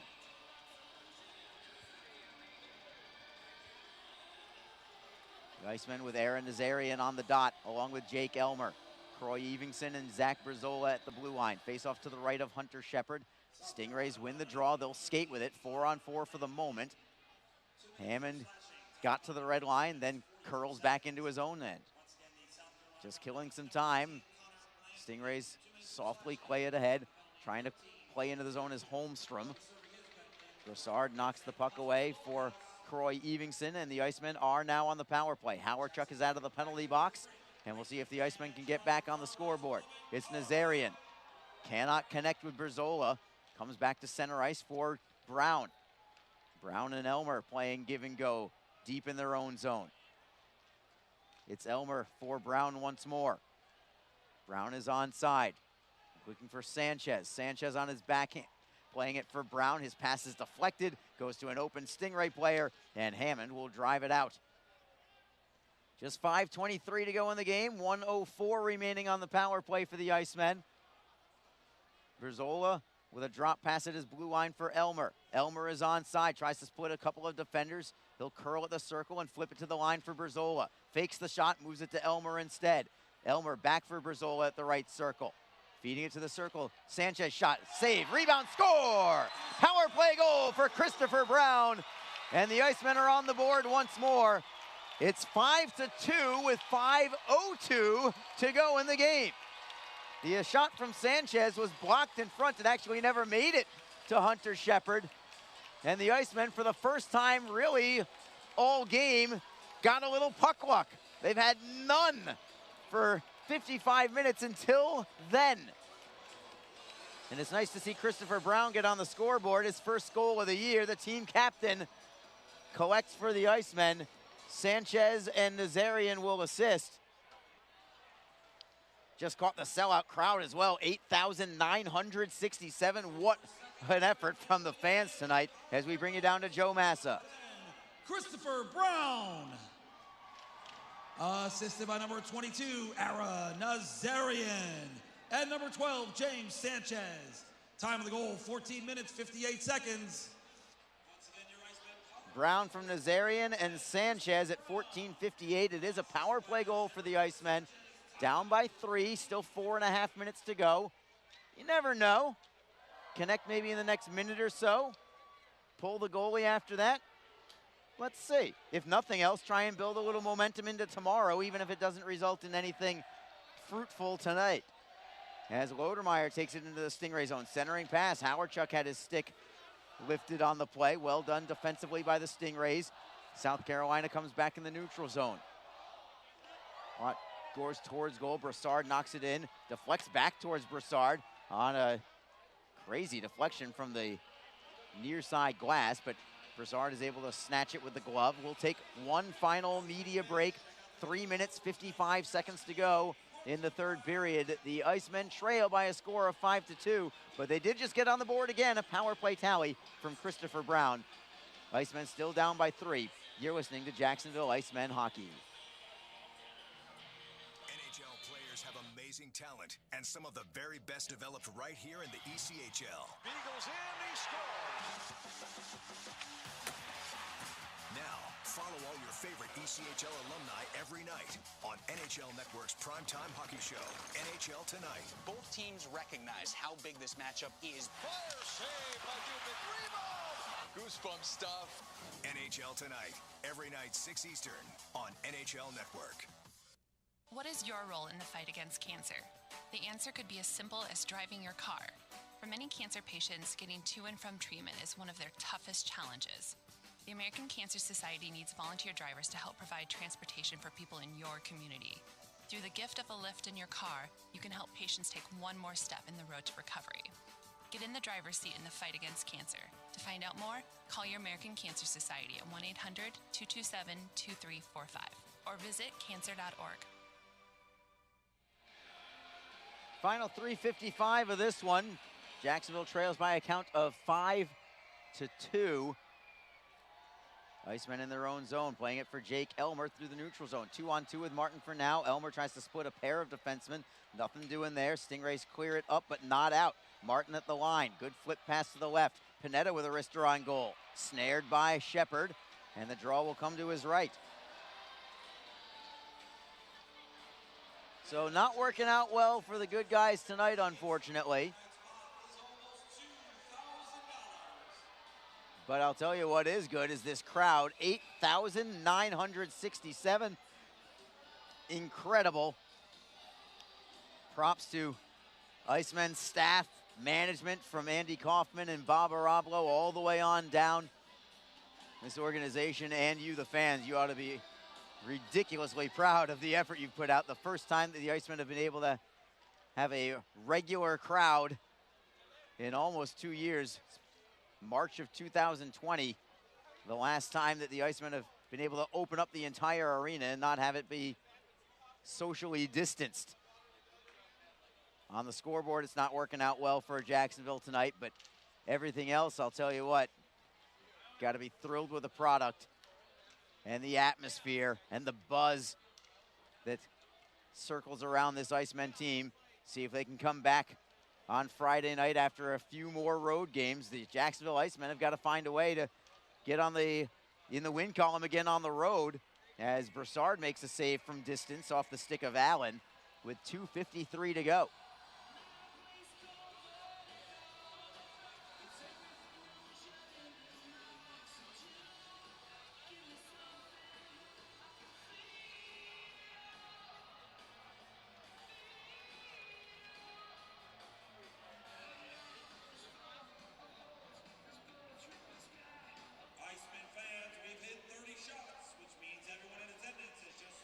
Face-off is going to be to the right side of Broussard. Shot in the screen that goes off the side of the net. Giles rims it around behind his cage for Luke Lynch. I think he's had a pretty strong game tonight for the Icemen as well. A couple of good shots on goal. I think both of them were short-handed efforts, if I'm not mistaken. At least one was. The Icemen play it to center ice, no further. Stingrays get it back. Howe with a steal. Howe looking to slip it back for Howarchuk. Can't get the shot away. What an effort there from Travis Howe. Penalty coming now on Howe, and he is sucker punching a couple of Stingray players. And here we go. It is all broken loose here. Everybody's involved with the exception of Francois Broussard of the Icemen. Everybody is in there. All started by Travis Howe with 2:26 to go.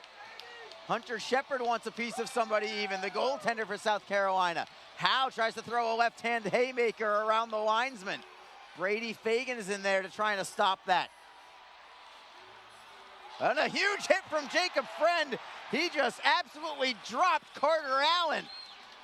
Now Howe wants a piece of him again.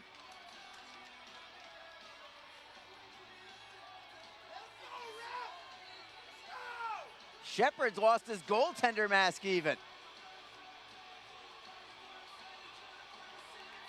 Howe gets escorted away. And he points at the entire Stingray bench. He's going after the Stingray bench, and the linesman has to hold him back.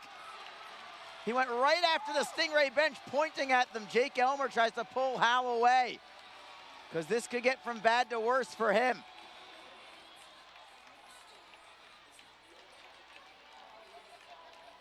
One of the linesmen pointed at the Stingray bench, almost as if to say that they might have instigated something with Howe. I'm not sure. Howarchuk now jawing away at somebody. He gets escorted away. Jacob Friend goes to the penalty box for now. Howarchuk had some words for the Stingray bench also. Luke Lynch skates by the Stingray bench.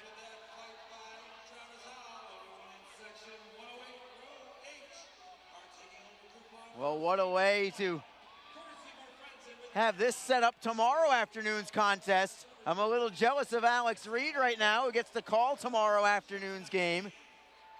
Based on what I just saw in the last 90 to 120 seconds, truthfully, I'd be hard-pressed to see Travis Howe in the lineup tomorrow afternoon. Not because the Icemen don't want him, but maybe because the league might not want him. But it certainly does set the stage. It makes for a nice little juicy subplot for tomorrow. Order has been restored. The only Icemen players on the bench or on the ice right now are Christopher Brown at the top of the referee's circle. Jake Elmer and I believe Sean Giles are standing on the ice right at their team bench. That's it. And it's going to take a little while for Sam Heidemann to sift through this one.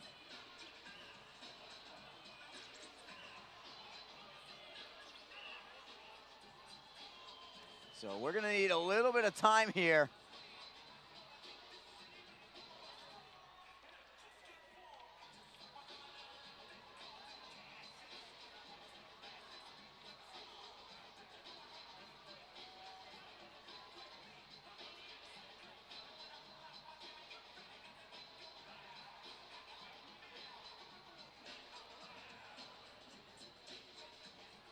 Nothing on the board yet for penalties.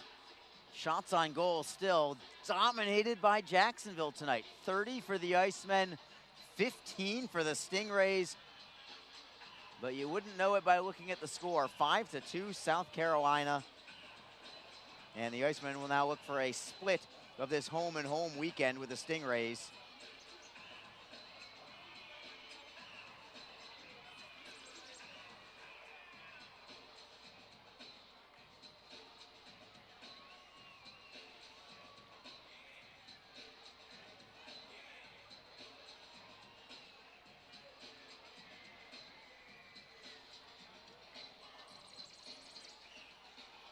Two minutes on the board for the Icemen. That is Howe. There's no doubt that he provoked this whole kerfuffle. Here are your penalties from Joe Massa. South Carolina Number first. 13, Connor Landrigan, 5 minutes for fighting.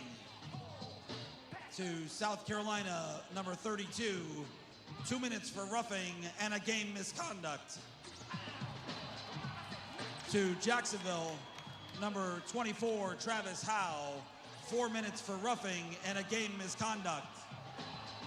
To Jacksonville, number 2, Jacob Friend, 5 minutes for fighting. Time of the penalty, 17 minutes, 34 seconds. Once again, the South Carolina penalty to number 13, Connor Landrigan, 5 minutes for fighting. South Carolina penalty to goaltender number 32, Hunter Shepard, 2 minutes for roughing and a game misconduct. To Jacksonville, number 24, Travis Howe, 4 minutes for roughing and a game misconduct. To Jacksonville, number 2, Jacob Friend, 5 minutes for fighting. Well, that certainly is interesting and not quite what I expected. From the Jacksonville side, Travis Howe, 4 minutes for roughing and a game misconduct, and that's it. At least for now. We'll see if anything comes down tomorrow from the league office. Perhaps not. And if not, look for Travis Howe as your pick to quit tomorrow afternoon. Equally, if not more interesting, is for South Carolina. Goaltender Hunter Shepard gets the boot with 2:26 to go. A game misconduct for the goaltender. And as he skated off to the locker room, he had his hands up in the air as if to goad the crowd into making it a little bit worse. So stepping in here for the Stingrays now is Cedric Andre, who has not played for the Stingrays. They are without their other netminder, Ryan Bednard, who was with the Greenville Swamp Rabbits last year. South Carolina has, in my estimation, the best goaltending tandem in the entire ECHL between Hunter Shepard and typically Ryan Bednard.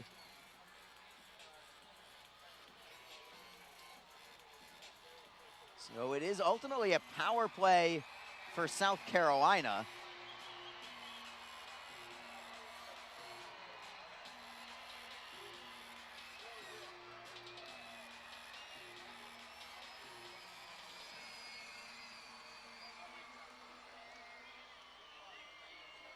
Serving the time for the Icemen in the box is going to be Jake Elmer. Carter Struthers does the same for South Carolina. I think he's serving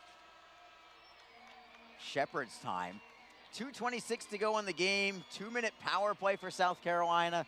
The Icemen trail 5-2, but for those who stuck around for the full 60, man, they caught some fireworks at the end. Maybe not in the terms of goals or a victory, but man, that was That was quite the exchange there. 11 of the 12 skaters on the ice, all behind the Stingray goal line. Only Icemen goaltender Francois Brassard was not involved in that. A little frustration there for the Icemen. South Carolina on the power play. They win the faceoff. We are finally back to hockey. Trying to steal is Lodermeyer, unable to do so. Stingrays get it back. It is Sacco to the blue line for Chernichin. Chernichin for Subban. Winds and fires. It goes just wide like his brother PK. Looks like he's got kind of a cannon there from the blue line, but he put that one wide of the net. Just the same, Jordan Subban, 2 goals and 1 assist tonight for South Carolina. He's looked very, very good. Icemen with a steal at their own blue line. Craig Martin tries to get away from Subban. Martin tries to kind of swing around him, almost like he was drifting in NASCAR a little bit, but he couldn't get the puck away. 1:15 to go on the power play for the Stingrays. They take it into the Icemen zone, turning and firing it right back out is Luke Lynch. Comes all the way to Andre. It is Justin Florek at the Icemen blue line. Swept away by Panetta. It comes out to center ice. Lynch bottles things up there. Down to 1:21 to go in the game. Holmstrom gives it up at the blue line. McKenzie is there, tries to knock it free for Howardchuk. Howardchuk at center, still shorthanded to the Icemen. Howardchuk drifts back into his own zone to kill a little more time on the penalty, and he'll wrist it around the wall and behind the Stingray net. Final minute of play in this one. The home opener certainly did not go the way that the Icemen wanted after the first 10 minutes of play. It was all Jacksonville in the opening 10 minutes. They led 1-0. They were out shooting South Carolina 10-1. Things looked fantastic. It did not end that way, unfortunately, as the Stingrays rattled off 5 goals in a row. The Icemen did get 1 goal here in this third period from Christopher Brown on the power play, but that has been it. The 2 Icemen goals were sandwiched around 5 straight from the Stingrays. Centering feed from South Carolina that goes through the top of the crease. About to come back onto the ice is Jake Elmer. Teams are now at 5 aside. A slap shot from South Carolina, parried over the glass and out of play by Brassard. Clock stops with 22.6 seconds to go.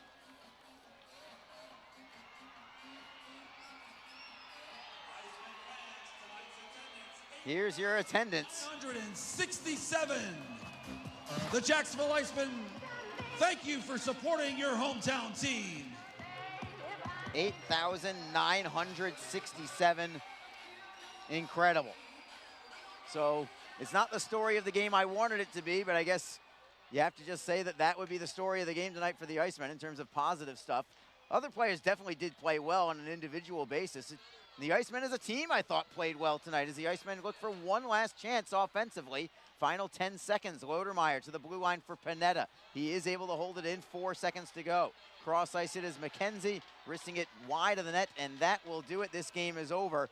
The Icemen fall tonight by a final count of 5-2, despite out shooting South Carolina 30-15, outplaying South Carolina for large stretches of this game. But in terms of the result that matters, it just didn't go Jacksonville's way tonight.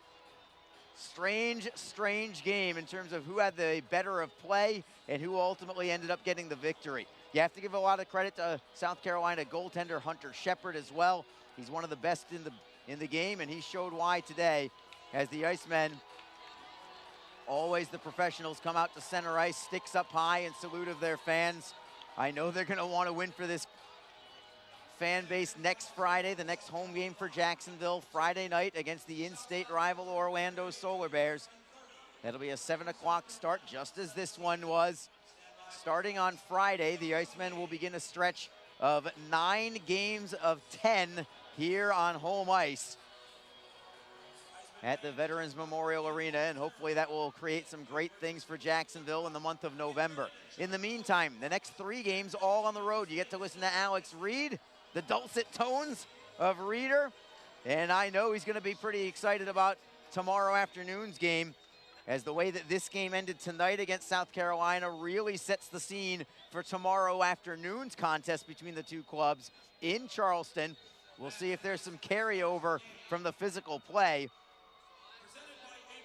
as the Icemen will look to even this weekend with the Stingrays and go back over 500, as with this loss, Jacksonville falls to 2-2-1 on the year in the early going. Again, just 5 games in. South Carolina improves to 3-1 on the season with this victory this evening. Your 3 stars of the game tonight, your number 3 star for Jacksonville, Aaron Nazarian with a goal and an assist. Number 2 star, South Carolina's captain, Andrew Chernichin. He had 1 goal and a pair of helpers. Your number 1 star to me, I think really without much question, belongs to Stingray defenseman Jordan Subban. 2 goals and 1 assist for him in a winning effort ultimately for the Stingrays. That, however, will do it for this broadcast. I want to thank everybody for joining us tonight, especially in the early going with a couple of technical difficulties, but we were able to get through it. Ultimately, it's still hockey, everybody. We still had a fantastic time. Didn't go the way of the good guys tonight, but still a great game to watch, great game to call. I hope all of you enjoyed it. We certainly hope you come out here many, many more times throughout the course of the season. Didn't go Jacksonville's way tonight, but we always have next time, including tomorrow afternoon. You can catch Alex Reed as the Icemen will visit the South Carolina Stingrays, looking to split this weekend series. 3 o'clock game time between the Icemen and Stingrays tomorrow. Very curious if Travis Howe for the Icemen and perhaps even Hunter Shepard of the Stingrays are allowed to play in the game tomorrow. That could be something to watch in the pregame leading up to the opening face-off tomorrow afternoon. Thank you so much to Gemstone Media. Thank you so much to our off-ice crew here, led by Kate Truslow tonight. Of course, thank you to my broadcast partner, Alex Reed, who had some other opening night duties. Opening night is just an entirely different animal around here. And you know what? I got to give credit to the Icemen staff as well, from the top on down, from Andy Kaufman and Bob Arablo all the way on down. What a production this was tonight off the ice. It was tremendous. I mean, there was such a build-up, and it met expectations off the ice. This was a wonderful night of hockey. Obviously not a win, but a wonderful night just the same. So I want to credit the Icemen staff as well for doing a phenomenal job. They worked tirelessly to make it a wonderful product for the fans. And, of course, thank you to you, the fans. Without you, we are nothing. So thank you so much for joining in. This is Arlie Johnson saying good evening for now for everybody else involved, including Gemstone Media with the production. Have a wonderful evening. This was a wonderful night for hockey.